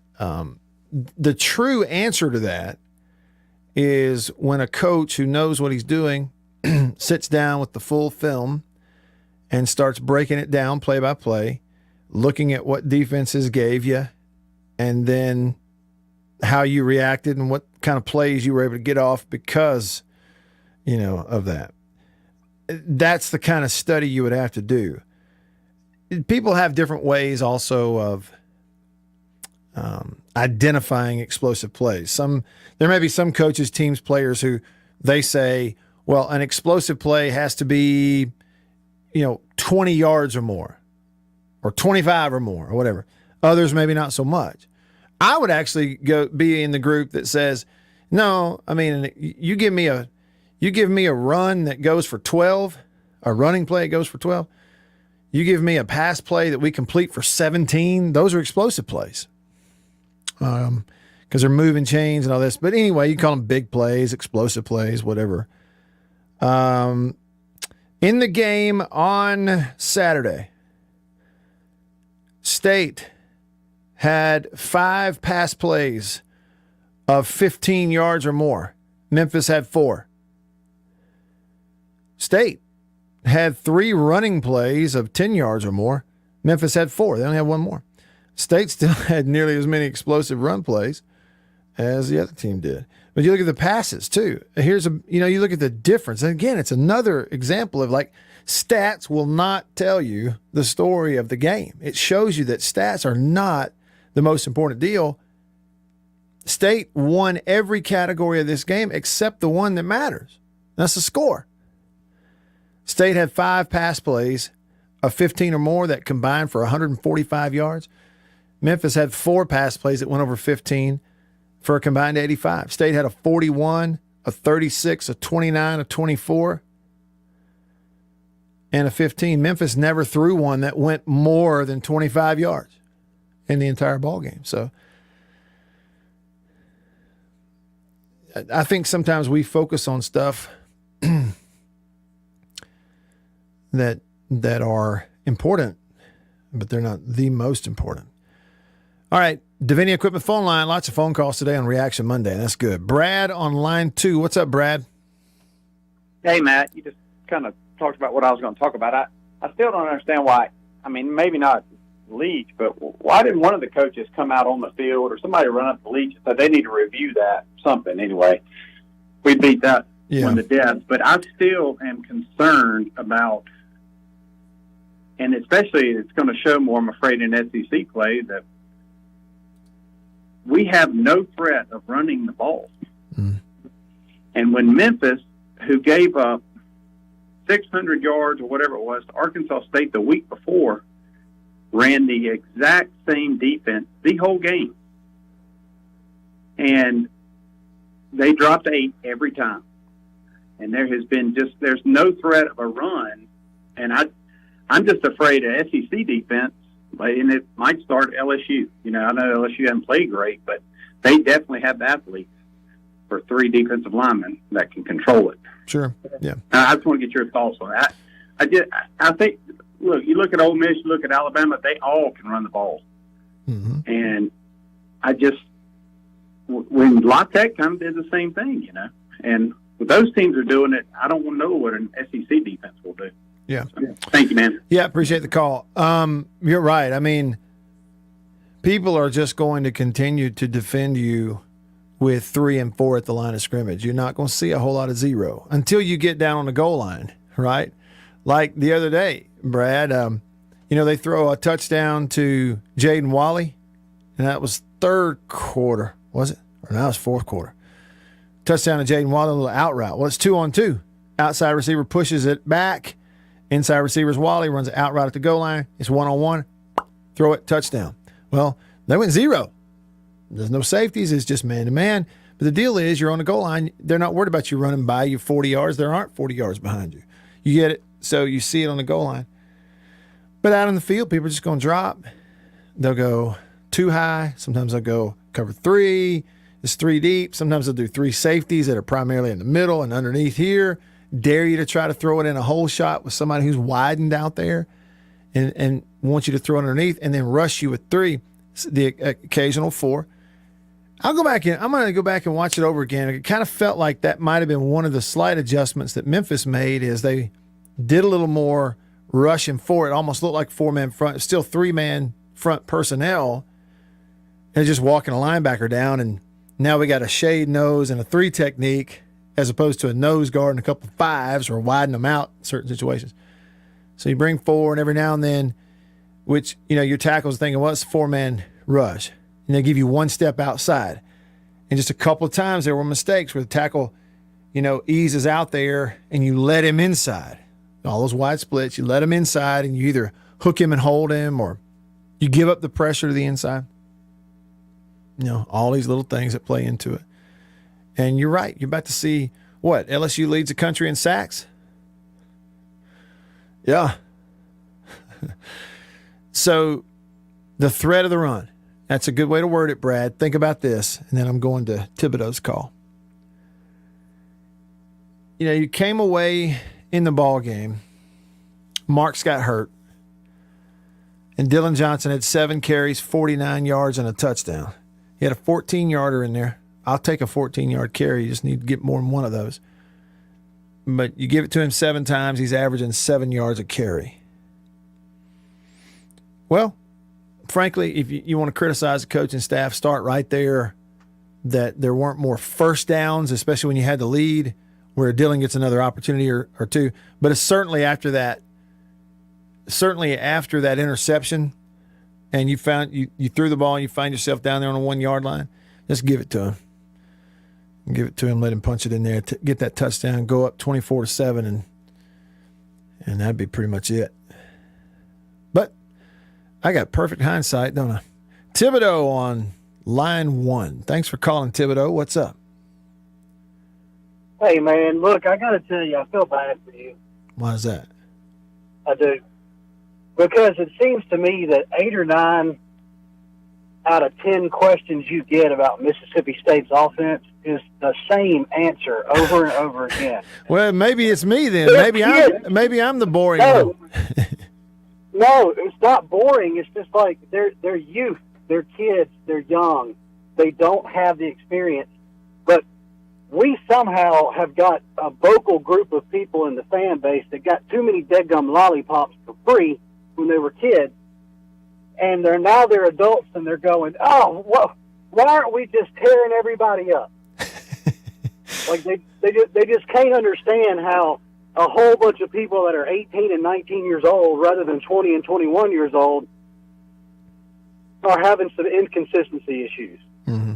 Like this is almost as bad as the Will Rogers arm strength conversation from a week or so ago. I totally agree. I'm tired of talking about it. It's just like question after question about why don't you think the offense can do this? Because they got out of diapers yesterday. Yeah, some of them did. Like they're just kids. Like, you know, I don't know what these people's expectations are, but dadgum. Now, the last thing I'll say is I'm in disagreement with the people, and you've said this too, and it's not a huge disagreement, but I disagree that Mississippi State they should have won that game without the refs. You play a football game, and you do want to go out there and beat them and beat them soundly. But when it comes down to a close game, it doesn't matter who your opponent is, whether it's Alabama, the Patriots, or Memphis. If it comes down to a close game, you should have the expectations that you're going to get called a clean game. Like you should have an expectation that, okay, yeah, you've caused yourself to get down to the wire, but you still should be able, as a coach and a player and a fan, have an expectation that you're going to get a properly called game. And look, that wasn't even blown calls because they don't, quote, like Mississippi State. That was just such ineptitude that it's inexcusable. Like, you know, I work for myself, but I used to have plenty of other jobs coming up in my adult life. When I worked for other people, if I made a mistake, I got called into the office and I got a verbal warning. If I made another mistake, I got called in and I had to sign a sheet of paper as a written warning. If I got 3 or 4 of those, I got fired. Like, it's just, I don't understand if any of these referees even get as much as a text message or a phone call and say, dude, you got to tighten it up. Right. Yeah, and who do they answer to? I will tell you, Thibodeau, I like your call a lot, and I will tell you, if everybody will remember it, maybe we don't, it'll come around next July or August, but I promise you, watch what happens. Next year, 2022, will be an on year for the rules committees in college football. This was an off year, which means they don't discuss this kind of stuff. So next year's an on year where they're going to discuss everything, possible rules changes, tweaks, all this. We may not hear of rules changes, but I almost bet if we dig, we're going to find that because of that ball game, the SEC crew or you know, coordinator officials, John McDade, they're going to go through a whole process of tightening up how they handle the downing a punt process. I guarantee you we're going to hear about it sometime next summer. Thibodeau, thanks for the call, man. Appreciate you. What did he say? They had too many lollipops just handed to them when they were a kid. I enjoyed that. There have been some wonderful analogies here. Joey said, it's like snow on a dog park. There's still some poop down there, but the snow sure does make it look pretty. That's what winning is. It just covers all the poop up. Oh, if you leave us, have a great night. If not, stick around for hour number 3 in the Bureau. Stay with me.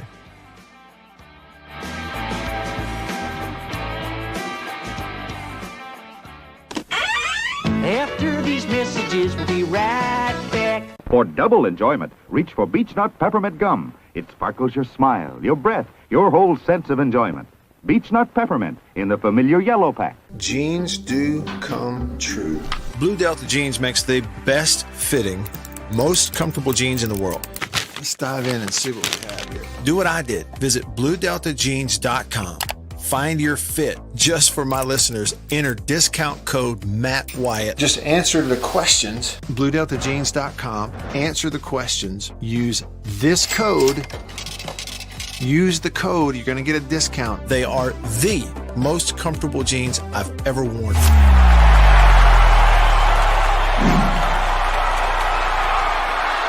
Farm Bureau Insurance stands ready to provide financial relief to our communities in this time of crisis. This includes a one-time credit to all personal auto policyholders, a donation of $500,000 to the Mississippi Food Network, and additional payment options for those hit the hardest. all while continuing to service customer claims as well. But this is the time to go above and beyond. These are a few ways we're keeping the Farm Bureau promise. To learn more, talk to your agent or visit us online. Go with the home team.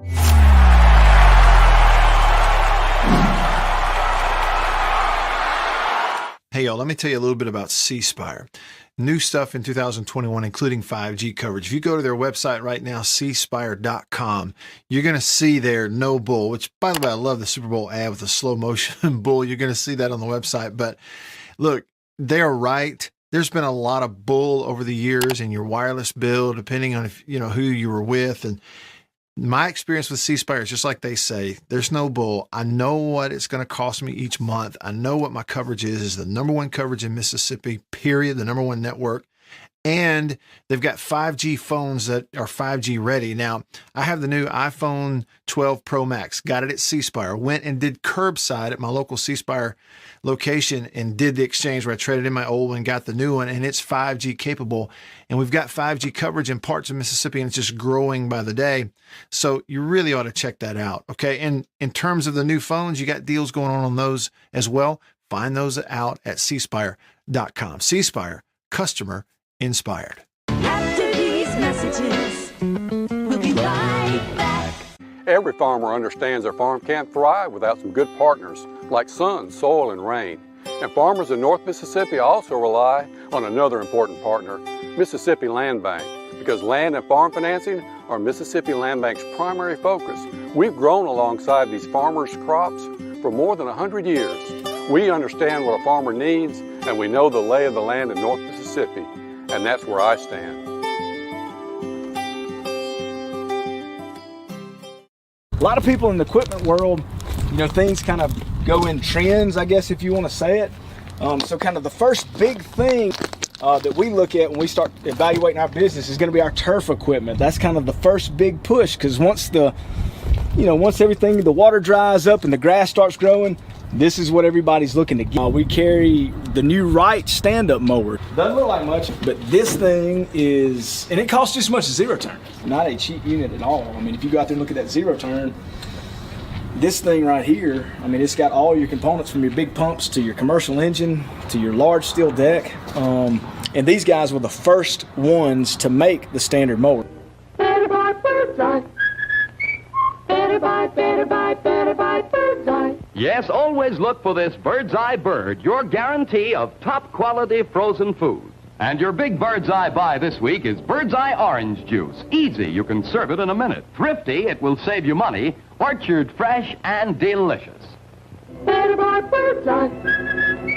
Better buy Bird's Eye. Now, if you know your oats and want to feel your oats and taste how good an oat cereal can be, well, you'll go for Cheerios.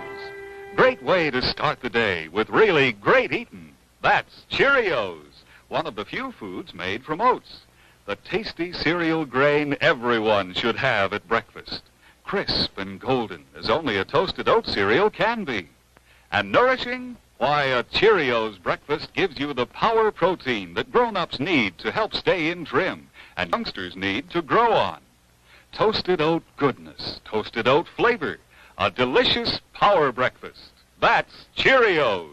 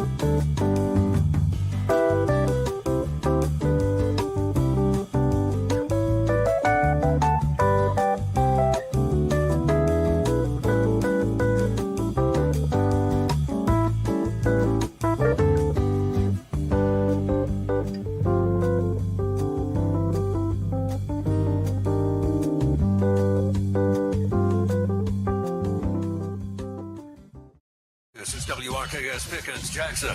Live in the studio. Live and local. This is the Matt Wyatt Show. Talking about sports from around the world and right here at home. Streaming to you at thezone1059.com and on your radio on ESPN 105.9. The Zone.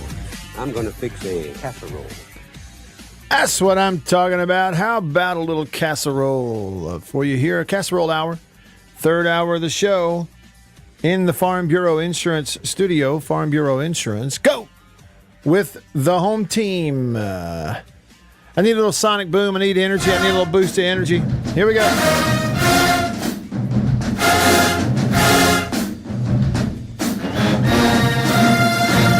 I'll tell you this. Tom commented here on the YouTube live stream, and he says, I know we better get a lot of things fixed by Saturday or we're going to get run out of our own stadium by LSU. That's according to Tom. Is that simple, huh?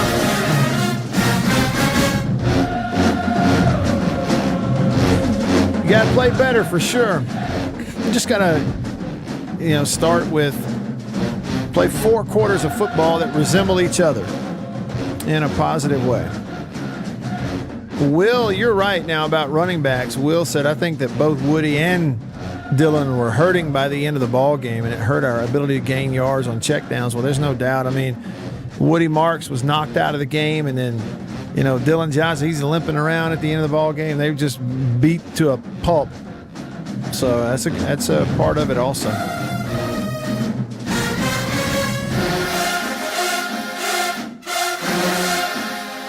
All right. How about Toddy texted the show earlier, and he said, okay, I'm turning around to go back home to get wine and cheese to really enjoy all these excuses being made. Get over it. They lost, he said. That's according to Toddy. Olivier's text came in earlier on the Country Please, and text line said, can Matt Corral enter the transfer portal and get to the Saints right away? Saints were outplayed and outcoached all day Sunday. Very bad football. Glad it's only one game. And, hey, thank goodness. For it. It was hard to watch. Olivia, I turned it on. You know how it is. They're playing in the noon slot. Cowboys playing in at 3:30. And then, Chiefs playing last night. And, yeah, I'm pulling for the Saints, and then I'm pulling for the Cowboys, and then I definitely want to see the Saints. I mean, the Chiefs win last night. I was 1 for 3. Cowboys win, last-second field goal. More on that. The Saints, I mean, it was just, what am I watching here? What is this? I mean, I'm going, does the lack of coaching staff really have that much effect? Is that what's going on here? Are they just getting whipped? I think they were just getting whipped. It was rough. I couldn't even stay with it, watch it that long, to be totally honest with you. Bulldog Wes. He said, just look how long it took Dan Mullen to do what he did at State. 9.5 years.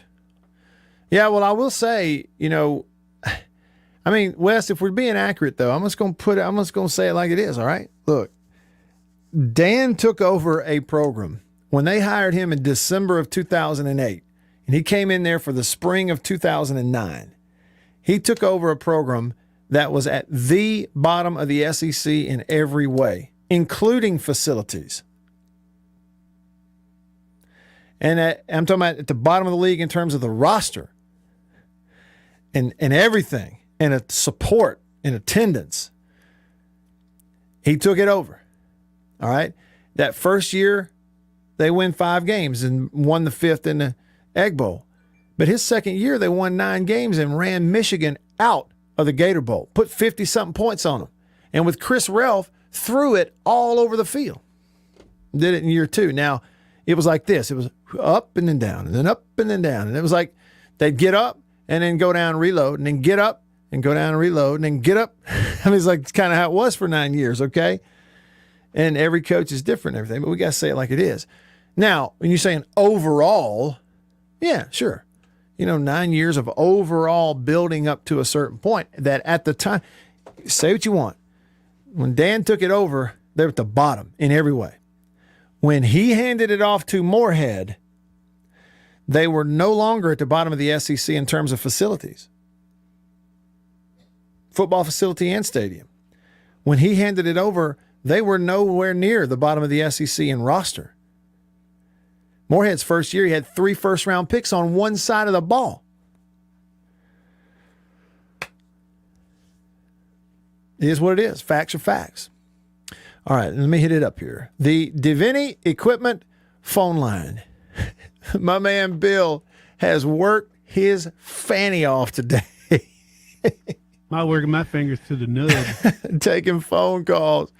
I've never seen, I don't know, Bill, since you and I have been working together, we've had a single show where there were more times that all 3 phone lines were locked up all at one time. This is the first since I started doing this one. Yeah, first one. Welcome to Reaction Monday after a big loss. Yes. Okay, we got 3 lines loaded. First up on line 2 is my man, Scott, who used to put his hand in the dirt for the Auburn Tigers back in the day. What's up, Scott? Not a whole lot. What's up, buddy? Not much. Just enjoying a little Reaction Monday, and we've got plenty to react to, if you know what I mean. Yeah, well, my call's not about the reaction, but I will react since it's Reaction Monday. Okay. Worst thing I've ever seen, Mississippi State call, just unbelievable. Unbelievable. Yeah. Yeah. I mean, that's all I got to say. The worst 4 incidences in 2 plays, which is, it just, I don't know where SEC officials also, where does that come from? Well, and here's my thing, Scott, all right? And you certainly are not obligated to agree with me, and I just wonder what you're at, but I feel strongly about this. Look, I've said it before. The SEC has the best of everything. They have the best, people. They got the best commissioner. They got the best coaches. They have the best and most fans. They have the best facilities, the best teams, the biggest fan bases, the best players, the best TV package, the most money. They have the most and best of everything. They consistently, for years, have the worst football officiating across the conference every year.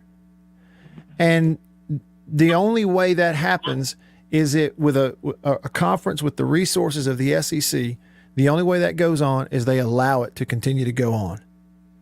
That's just a fact. That's the way I feel about it. Well, the only thing that you forgot to say is that we've got the best looking ladies too. Because we talked about this before. So you got to put that high on the list. It's up there. I forgot that. Sorry. Well, can I switch gears on you? Yeah, hit me. Absolutely. All right. Do you remember the officer Brad Sullivan that was shot in the line of duty 2 years ago in Madison County? I sure do. Yes. All right. He's a friend of ours, my wife's, and he was shot just 4 houses down from my house. Pretty big deal. He's paralyzed. He's got a son named Wyatt at Tri-County. He was the research officer at Tri-County. Okay. And they got friends for Brad Sullivan and I think praying for Brad Sullivan Facebook page. They're trying to get a handicapped accessible house built for him. I just thought I'd give a shout out for the 105 listeners and maybe kind of take a look at that and see if anybody wants to support the cause. Okay. And I tell you what we want to do, Scott. I would love to help, and I would love for our listeners who hear, maybe if they want to help, if we could make sure what that Facebook page is to go and be a part of the group, because the last thing we would want is for somebody to go to the wrong one, and there to be some fake or something. No, absolutely. So absolutely. I tell you what, if you want to, find that, you can either send it to me, text it to me, or call me back with it, anything, and I'll be happy to help. Put the word out, and if they need help in any other kind of way, if they need a fundraiser. Sure. Well, it's kind of ironic. He's a big Auburn fan, which means nothing to me as far as what happened in the situation. But yeah, sure. I think I've asked to get some helmet signed and a few other things, but this is a little bit different of a scenario. This is this guy's life. Absolutely. Where he lives. Well, I'm telling you, Scott, I would love to help, and I know a lot of other people would too. Let's do this. You and I, let's communicate and make sure that I have the correct link where people can go and and I guess give on that particular Facebook page, and then we'll start promoting it from there. And it looks like I just got okay, and I just got a message on the live stream from Marsha Weems. Stacy, do you know Marsha? A little bit. Yeah, I figured. Okay. wife. All right. And she sent me a link, and it's called Praying for Deputy Brad Sullivan. So anybody listening, it's facebook.com/praying, the word praying for Deputy Brad Sullivan. I'm going to say it one more time. Facebook.com/praying for Deputy Brad Sullivan. Y'all go check that out. There's another website here she sent me. It's called, this is a URL address, a website. It is these letters, ahomeforbrad.org. So y'all go check that out, ahomeforbrad.org. So if you're listening, check it out. And Scott, I'll tell you, I'm going to check it out after the show, and maybe you and I could communicate, because if I, with this show, could help in any way, I'd love to. Well, good deal. He's a good guy. Just unfortunate situation that happened. On a different note, I think somehow you need to get the impersonation guy to do the sonic boom for Beaver. He needs it bad. He's got to have it. He's got to have it. It would be a double whammy, wouldn't it? I mean, like. Oh, he could. He'd start melting. He'd melt down. He would. Beaver would melt. But he would appreciate it, though. I think he would enjoy the attention. I think Beaver likes attention, whether he wants to admit it or not. He does. He likes Scott, that's a great idea. Thanks for the call, buddy. Yeah, appreciate it. One more time, facebook.com/praying for Deputy Brad Sullivan, or ahomeforbrad.org. Y'all check it out. All right, over to line one. More Bully hanging on. What's up, More Bully? What's going on, Matthew? What up? Hey, man, I didn't see a dead gum play in that Mississippi State game. And I'm sorry that there was a bad call and people were all sour about it, but I got first world problems going on in my life, son. I tell you, I fixed me a peanut butter sandwich, 2 of them, 2 fold-overs. And dead gum, and I bit into one of them, and I didn't put near enough peanut butter on that sandwich. And there ain't nothing worse than eating a piece of bread that tastes like peanut butter. You ain't got no peanut butter. Yeah. You hear me? I hear you. That's really, really, I'd be upset about that too. I don't know if I would be as upset about that as a blown call by the official, but yeah, I'm with you. It'd make me mad. Hey, I tell you what though, brother, that SMU game that I went to, dude, those Louisiana Tech Bulldogs, they fight. That wound up being a 4 quarters. That wound up being a 1-point game, didn't it? It was a 3-point. 3-point? Okay. 3-point. Yeah. Well, so what happened was they kicked a late field goal to go up by 3. 31 seconds left. We finally start throwing the ball, but we're throwing it at that middle of the field.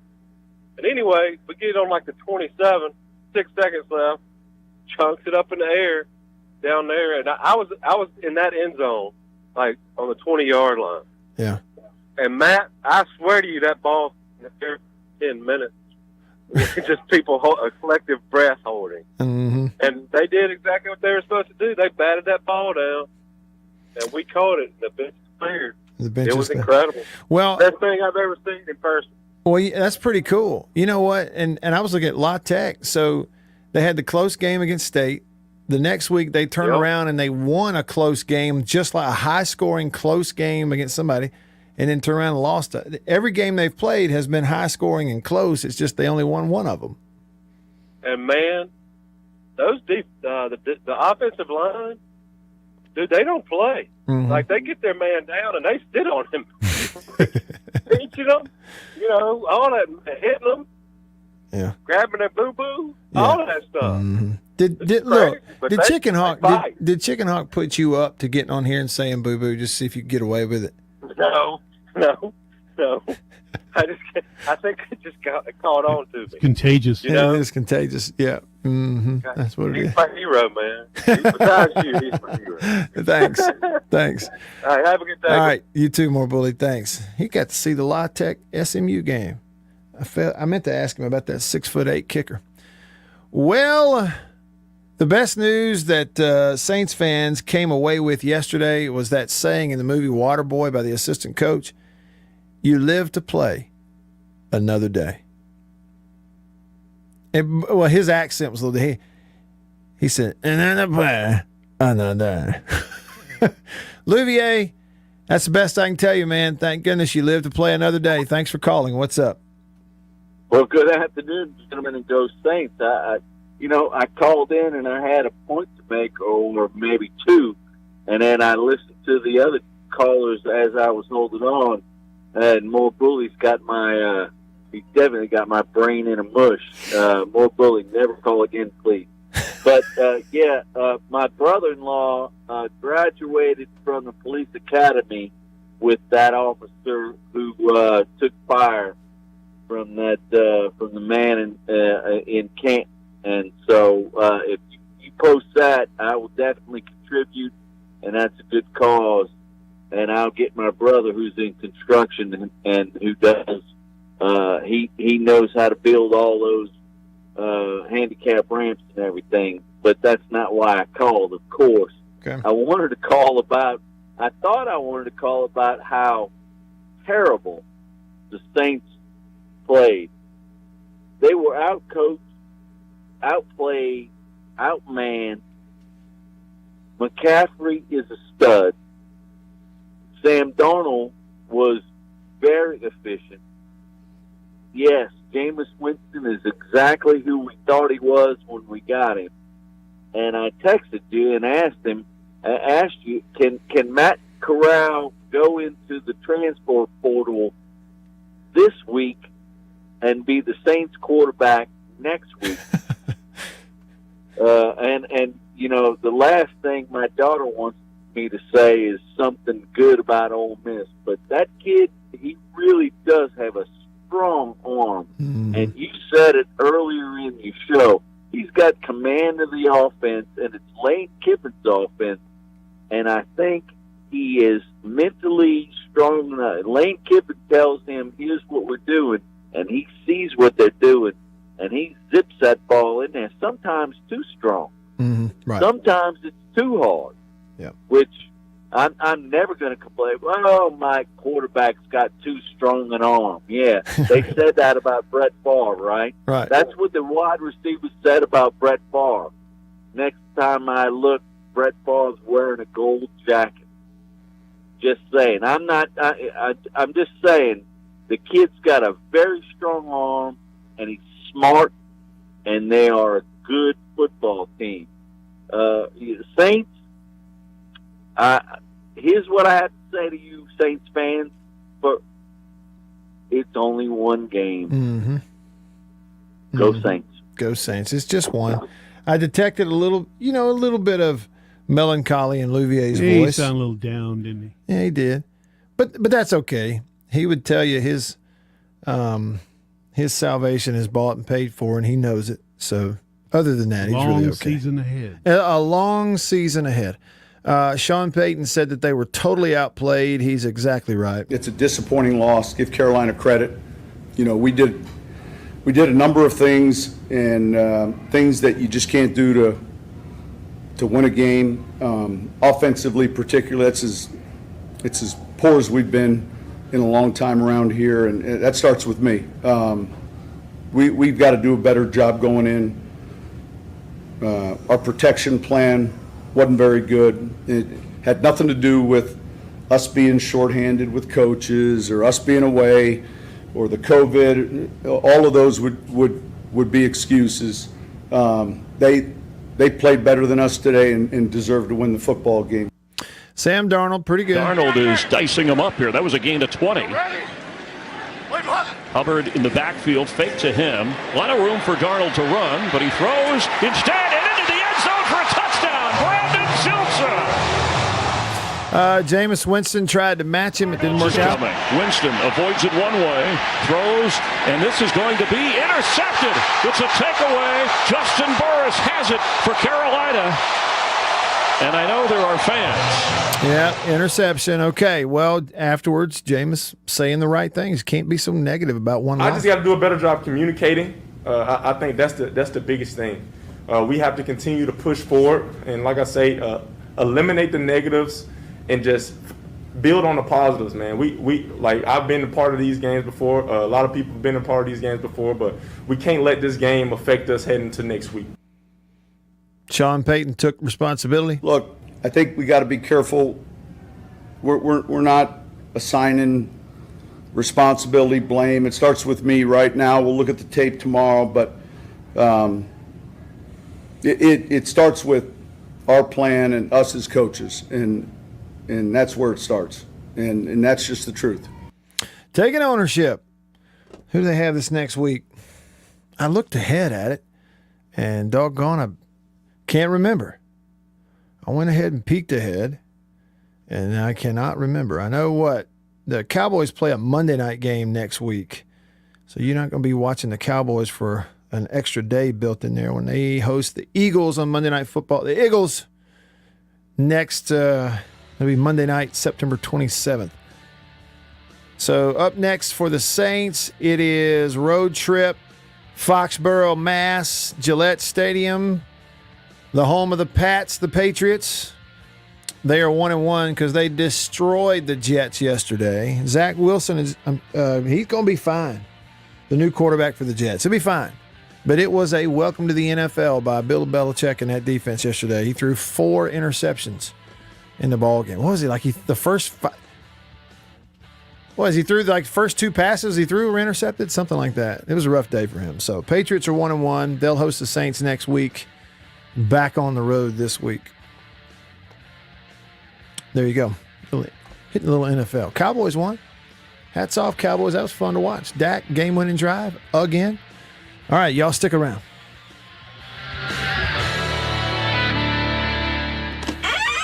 After these messages, we'll be right back. Arrived today. Jeans do come true. Thank you, Blue Delta. Yeah, jeans do come true. That's what the bag says. Blue Delta Jeans makes the best fitting, most comfortable jeans in the world because they are uniquely made for you and only you. Raw denim jeans, custom fit, hand tailored in Tupelo, Mississippi, my hometown. Let's dive in and see what we have here. Do what I did. Visit BlueDeltaJeans.com. Find your fit, design a jean, and before you know it, you'll be addicted. Just for my listeners, enter discount code Matt Wyatt, all lowercase. Again, that's if you listen to me, you can use discount code Matt Wyatt, all lowercase, and at checkout, you're going to get a 10% discount off your order. So I just went online, ordered them, BlueDeltaJeans.com. A couple weeks ago, went in. I didn't go get measured. I just entered, what I knew about myself. I just answered the questions. And here they are at my doorstep a couple weeks later. Nice. Yeah, Blue Delta. Nice. I'm happy. I've known the Blue Delta team for years, and I'm thrilled to have these guys on as a sponsor of this show. Blue Delta's Virtual Tailor is a fun and easy way to get yourself into the best fitting pair of jeans you're ever going to own. Bet you never thought you'd get a butt shot out of me, huh? How about that? Just answer the questions and they fit absolutely perfectly. They couldn't fit better. So just go online, BlueDeltaJeans.com, answer the questions. It's amazing how they do it. They will fit perfectly. You're not going to find better material and better feeling pants, period, anywhere. BlueDeltaJeans.com. Use this code. Use the code. You're going to get a discount. They are the most comfortable jeans I've ever worn. I promise you that. And I know that you are going to love them too. Make sure you use the code. And remember, jeans do come true. After these messages, we'll be right back.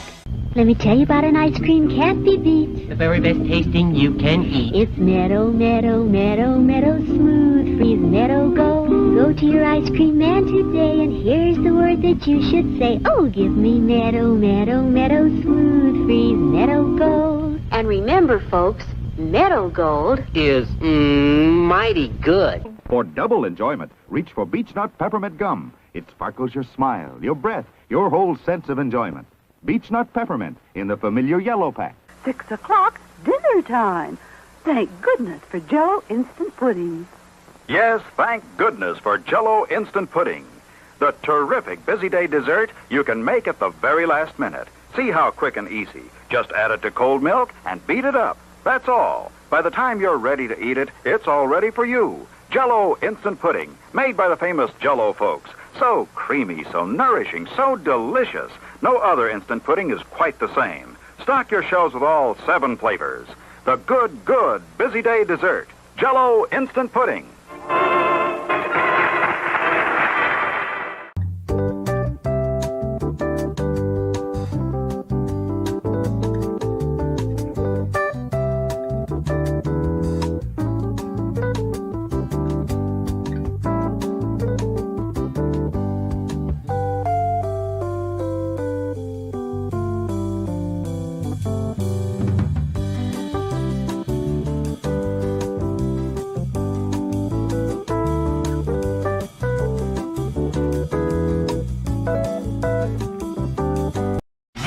Show. 3 minutes for your life right now. On 105.9 The Zone.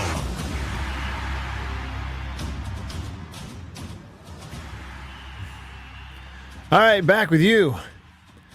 Plenty to get to, coming to phone calls. Right now on the live stream over on YouTube, it was Corey who commented on the live stream. He said, I've tried to think of how to articulate this. In the first 2 games, I really thought a couple of MSU guys were playing with a chip on their shoulder, but at times it was more like me type actions. They need to get out of that. Details, do the little things and play as a team. Yeah, no doubt. No question. Little things, little details. Yeah, I mean, it's important. And you just hammer away, right? And then guys have to mature. And there's a certain level of, frankly, players have to kind of take ownership of that.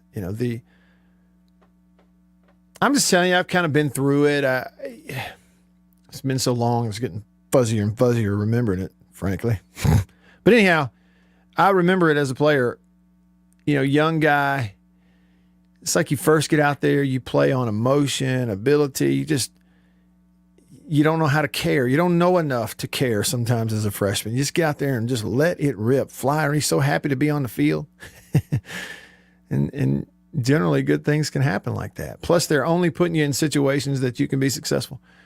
And then all of a sudden you get more thrown on you, become a starter. I remember when I became a starting quarterback, I thought I was ready for it. And then, golly, it just for a while, it swallowed me up because all of a sudden I knew more and I could see more, but I couldn't process more. I wasn't ready to process all of it. I was looking at more. I was thinking about more. I was focusing really hard. I wanted it really bad. I wasn't ready to process all that. And then to get through it without just completely getting swamped, you just really narrow that focus and I'm talking about like laser lock in on just 1 or 2 things, make sure you don't foul it up. And next thing you know, you lose sight of managing the whole thing. We're trying to manage this team, not just my job. I'm doing my job within the team. But I'm really helping us as a group manage the whole thing and the win. And you're not capable of that until you get enough reps under your belt. And I just remember the difference of walking out on the field as a senior, going out there on the field to play when you're the oldest guy on the field is so much different than when you're the youngest or one of the youngest. It's just totally different. And, then, by that time, you're less reacting. You kind of already know what's about to happen. You're making checks and you're watching a guy. You can look in a guy's eyes over there and you kind of know, all right, he's fixing to do something like this here. And you anticipate it. You just go, and you don't even look at him because you don't want him thinking You're doing all this weird gamesmanship. You're on the field and you can do that stuff as a senior.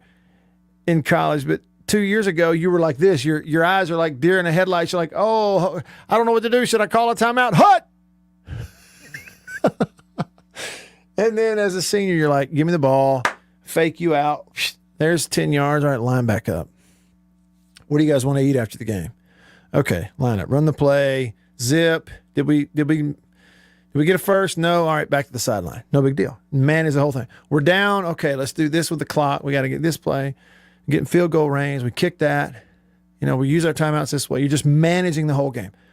Older players can do it.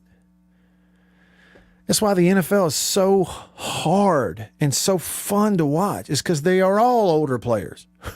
All of them. I mean, the Chargers lose yesterday. I'm watching Justin Herbert, and I'm like, this guy is John Elway.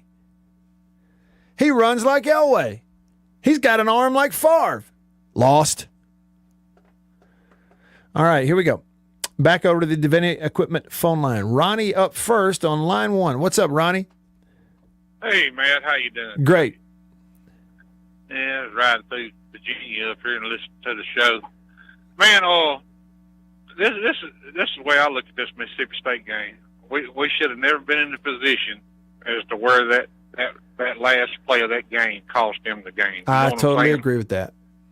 And I also think that everybody needs to calm down and quit this. Let's get fire leaks, look for another coach, or get rid of the quarterback. Give the man time to do what he's going to do to get his system and his kind of players in order to start doing what he wants to do. Leach has been a proven coach, and that's the way I look at it. He has been a proven coach, and every team around the SEC right now, whether they want to admit it or not, are playing some type of scheme that Mike Leach has admitted on this air raid. Mm-hmm. Now, you got to give the man time to do what he's going to do. Once he gets this going, it's going to click over, and people are going to be amazed. They're not going to want it to stop. But I'm telling you, Leach is going to get this going. He's done it everywhere he's went. He's won everywhere he's went. Leave the man alone. Let him do his job. Quit whining for once. Support the team. Back them up. Win or lose, and be done with it. Mm-hmm. And another thing on Bama, if you ask me, they got the dumbest part about all of this. They've got the best college defensive coordinator sitting up there in a booth being an analyst, and they got that Golden up there. They need to get rid of him, put his wood up there in the box, and let him analyze. And put Charlie Strong down there on the field. Charlie Strong. Wouldn't be surprised at all if you have a few more ball games like the other day. Wouldn't be surprised at all to see Saban make a little bit of a switcheroo. Would you? I would. Man, you guys have a great. You too, have Ronnie. a great. Yeah, thank you. He's right. And the other thing too is the fan bases at Texas Tech and Washington State both went through exactly what the state fan base is going through right now regarding the offense. Exactly. Put it this way, like every single piece of negative feedback, whatever. Now, Mike doesn't get it because he does not have, he's got Twitter, but he's not really looking at it unless it's 3 a.m. and all of y'all are asleep. and all he's doing is, looking at cat memes or something. But anyway, but every bit of feedback or whatever, they've heard it all before.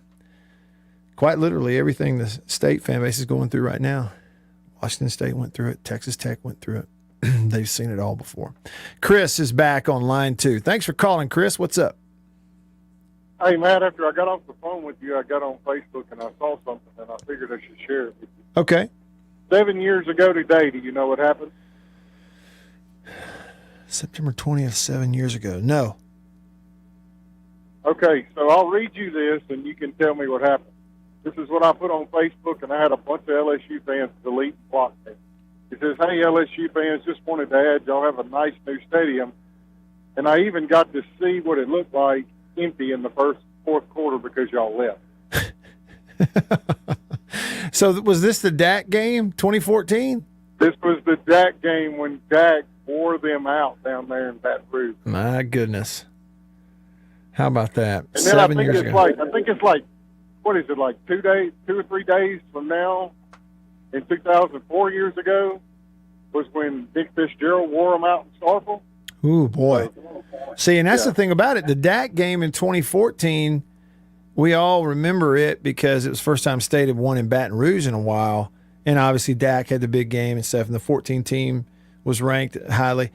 But that game in 17, when Fitzgerald, they ran LSU out of there, embarrassed them. Beat them by 30 points or something? They beat them 37-7. I'll never forget that. I honestly believe that those were the two best games. One that Dak played in his career at Mississippi State, and two, the one that Nick Fitzgerald played, especially Nick Fitzgerald played at Mississippi State in his tenure. Mm-hmm. I don't know. Maybe one of the Ole Miss games may be better for Nick Fitzgerald. But you know what?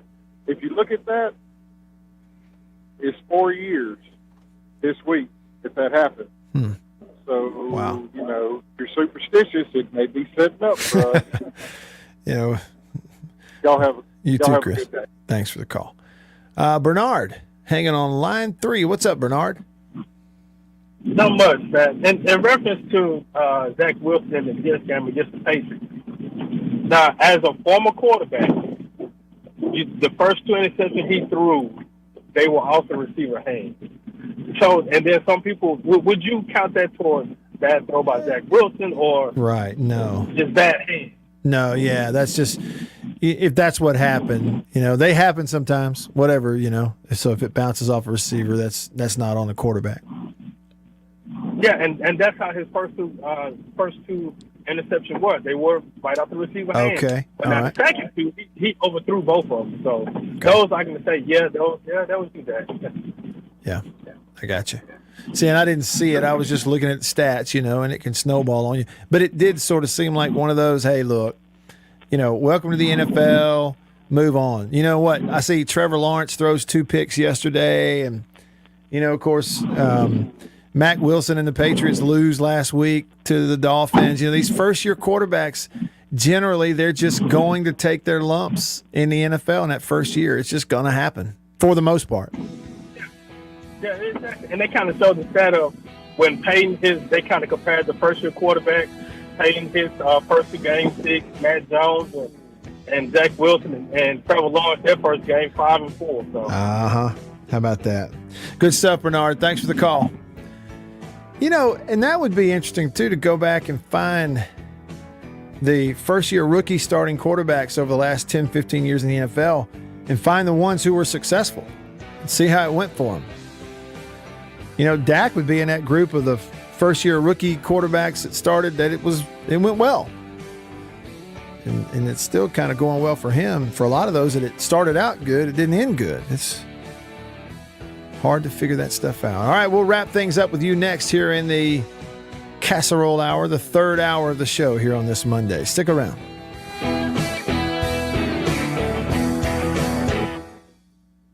You hear the name Ben Nelson. I know you think of golf and golf utility vehicles, and you should. We have the best. After these messages, we'll be right back. Arrived today. Jeans do come true. Thank you, Blue Delta. Yeah, jeans do come true. That's what the bag says. Blue Delta jeans makes the best fitting, most comfortable jeans in the world because they are uniquely made for you and only you. Raw denim jeans, custom fit, hand tailored in Tupelo, Mississippi, my hometown. Let's dive in and see what we have here. Do what I did. Visit BlueDeltaJeans.com. Find your fit, design a jean, and before you know it, you'll be addicted. Just for my listeners, enter discount code Matt Wyatt, all lowercase. Again, that's if you listen to me, you can use discount code Matt Wyatt, all lowercase, and at checkout, you're going to get a 10% discount off your order. So I just went online, ordered them, BlueDeltaJeans.com a couple weeks ago. Went in, I didn't go get measured. I just entered, what I knew about myself. I just answered the questions, and here they are at my doorstep a couple weeks later. Nice. Yeah, Blue Delta. Nice. I'm happy. I've known the Blue Delta team for years, and I'm thrilled to have these guys on as a sponsor of this show. Blue Delta's Virtual Tailor is a fun and easy way to get yourself into the best fitting pair of jeans you're ever going to own. Bet you never thought you'd get a butt shot out of me, huh? How about that? Just answer the questions, and they fit absolutely perfectly. They couldn't fit better. So just go online, BlueDeltaJeans.com, answer the questions. It's amazing how they do it. They will fit perfectly. You're not going to find better material and better feeling pants, period, anywhere. BlueDeltaJeans.com. Use this code. Use the code. You're going to get a discount. They are the most comfortable jeans I've ever worn. I promise you that. And I know that you are going to love them too. Make sure you use the code. And remember, jeans do come true. After these messages, we'll be right back. Let me tell you about an ice cream can't be beat. The very best tasting you can eat. It's Meadow. It's the Matt Wyatt Show. Live in the studio. Online at thezone1059.com and on your radio at ESPN 105.9. The Zone. All right, back with you here in the Bureau. 3 hours of Reaction Monday, and boy, howdy, has it been jam-packed. We still have time to get into the Wayback Machine. Another phone call, at least one more. More of your comments. I'll hit the text line coming back. All right, so I'm going to go Wayback Machine and then phone call and then back to the Wayback Machine with Bill. Here's a couple things in the Wayback Machine. First of all, this is on the TV side, some stuff I found. Check this out. To 1984. All right, so this day, September 20th, 1984, was the this TV show aired for the first time. This day, 1984.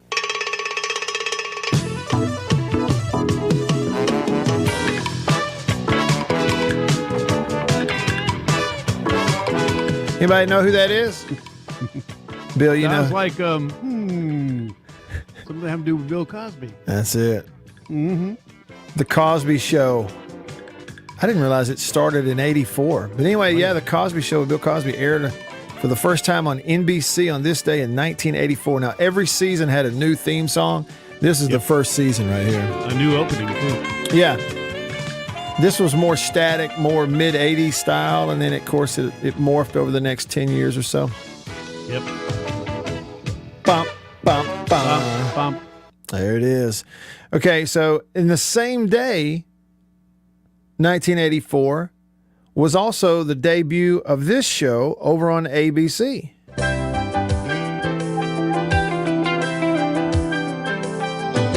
is more to life than what you're living. So take a chance and face the wind. Remember Tony Danza? Mm-hmm.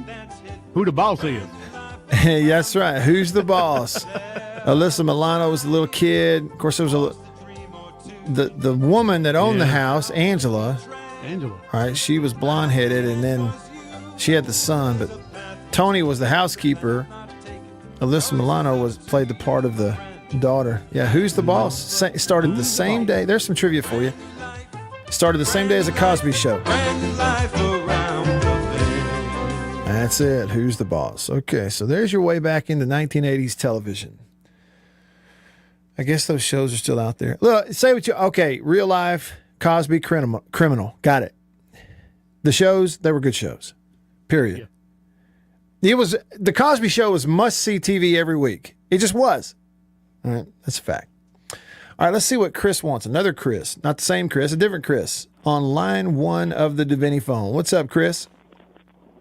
Hey, good Monday to you. You too, man.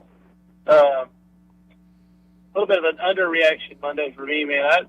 I think State's going to be fine. A lot of something that nobody's really talking about is the defense is really, really good. Yep. They've gotten better each week. And they played really, really good against Memphis. I mean, everybody was worried about it being a 55, 52 type game, and it just wasn't. The only points that Memphis really had up until the fourth quarter was, I think they had that fumble recovery for a touchdown, but their offense couldn't do anything. That's right. And I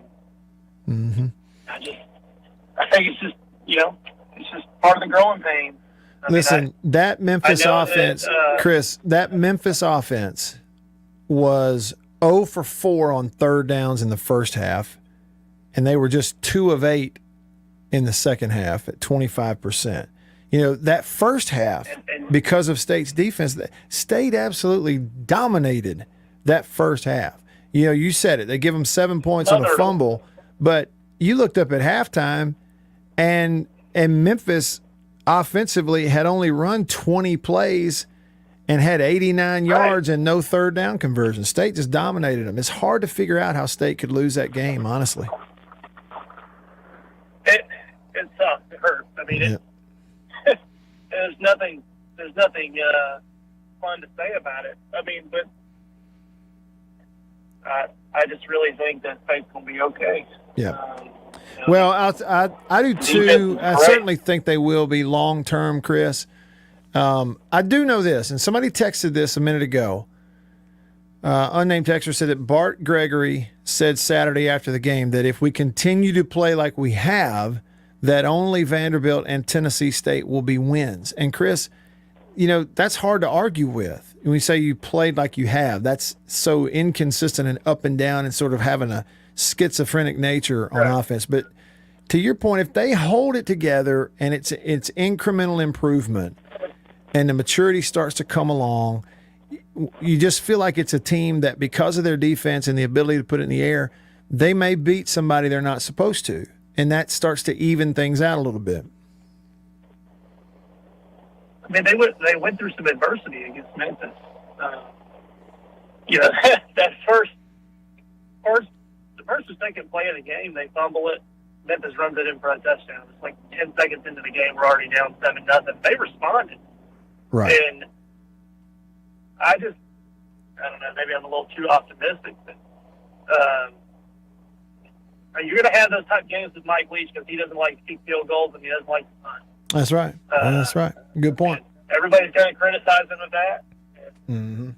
You know, it is what it is. But I don't think LSU's, I don't think that was out of reach. You know, it's going to be at home. Obviously, the fan base is going to be pumped. The team should be playing with quite a bit of a chip on their shoulder. Probably handing the football to the ref after every punt. Probably so. But overtly handing the football to the ref after every punt. Right. Make sure. But I think the LSU game for sure is a winnable game. You know, as long as Jaquavius Markson's healthy. Dylan Johnson looks a little banged up. We really need him back too. But the defense is going to keep us in that game. LSU is not that good. They're just not. So, you know, Texas A&M is going to be a little bit more of a challenge because it's at their place on the road, and they're really good. But if we can squeak out a win against LSU, everybody else will be talking about all this, and the demeanor will change. Sure. Yeah. Appreciate it, Chris. Thanks for calling. Hey, and Bill, before we go to this phone call, I'll just tell you, if we miss our songs today, we'll just hang on to them for tomorrow. How about that?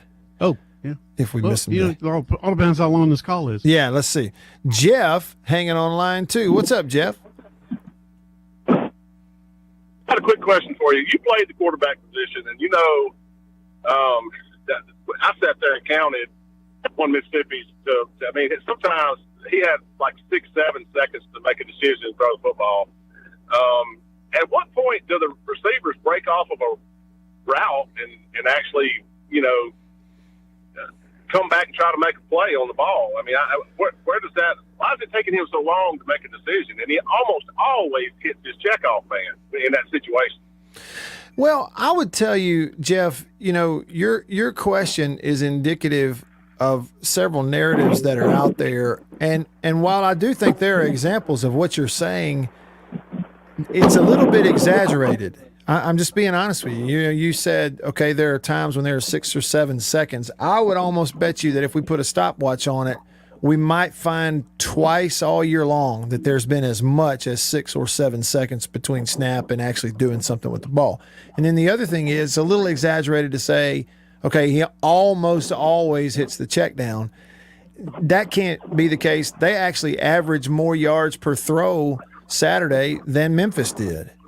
when it was all said and done. I know the fourth quarter affected the average because you hit some deep throws, but those count too. So what I would tell you is, yes, there are rules in every offense, kind of universally always have been. If you're a deep receiver, okay, and there's any sort of breakdown of the normal flow of the play, let's say he holds it long, he steps up or starts to move to his right or move to his left. As soon as you get the alert of, hey, this is a scramble drill, deep receivers come back, shallow receivers go deep. That's the number one thing. If you're away, you come to him. If you are to him, you go away from him. You get you go opposite to find a way to get a throwing lane for this guy because now the play has broken down. But if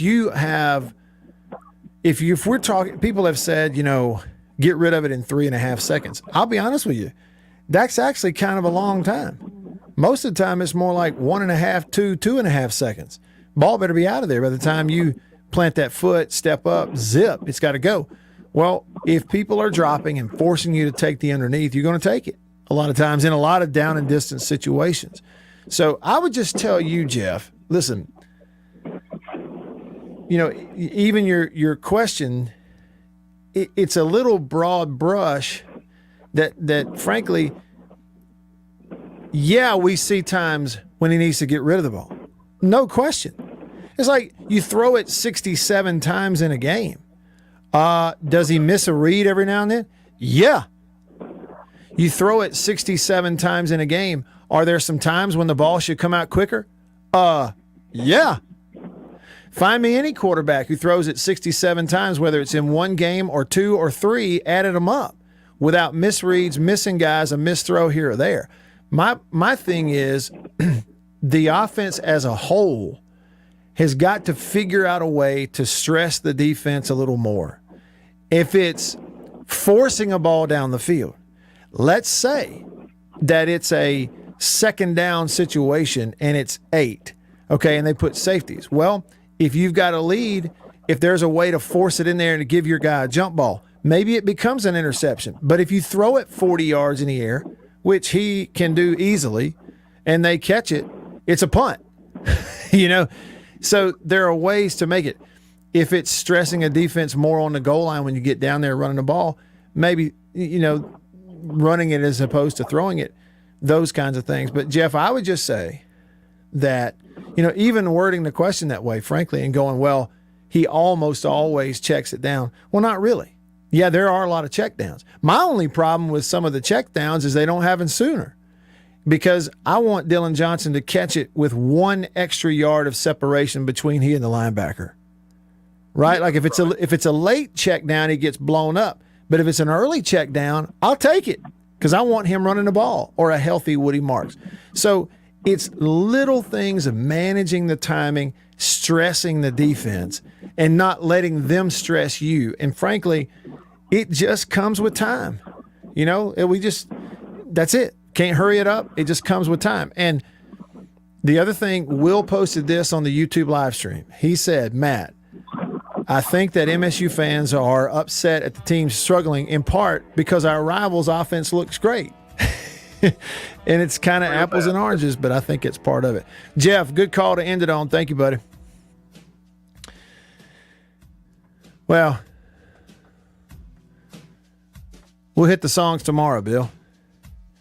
Sure will. Because one of them is my favorite bands of all time.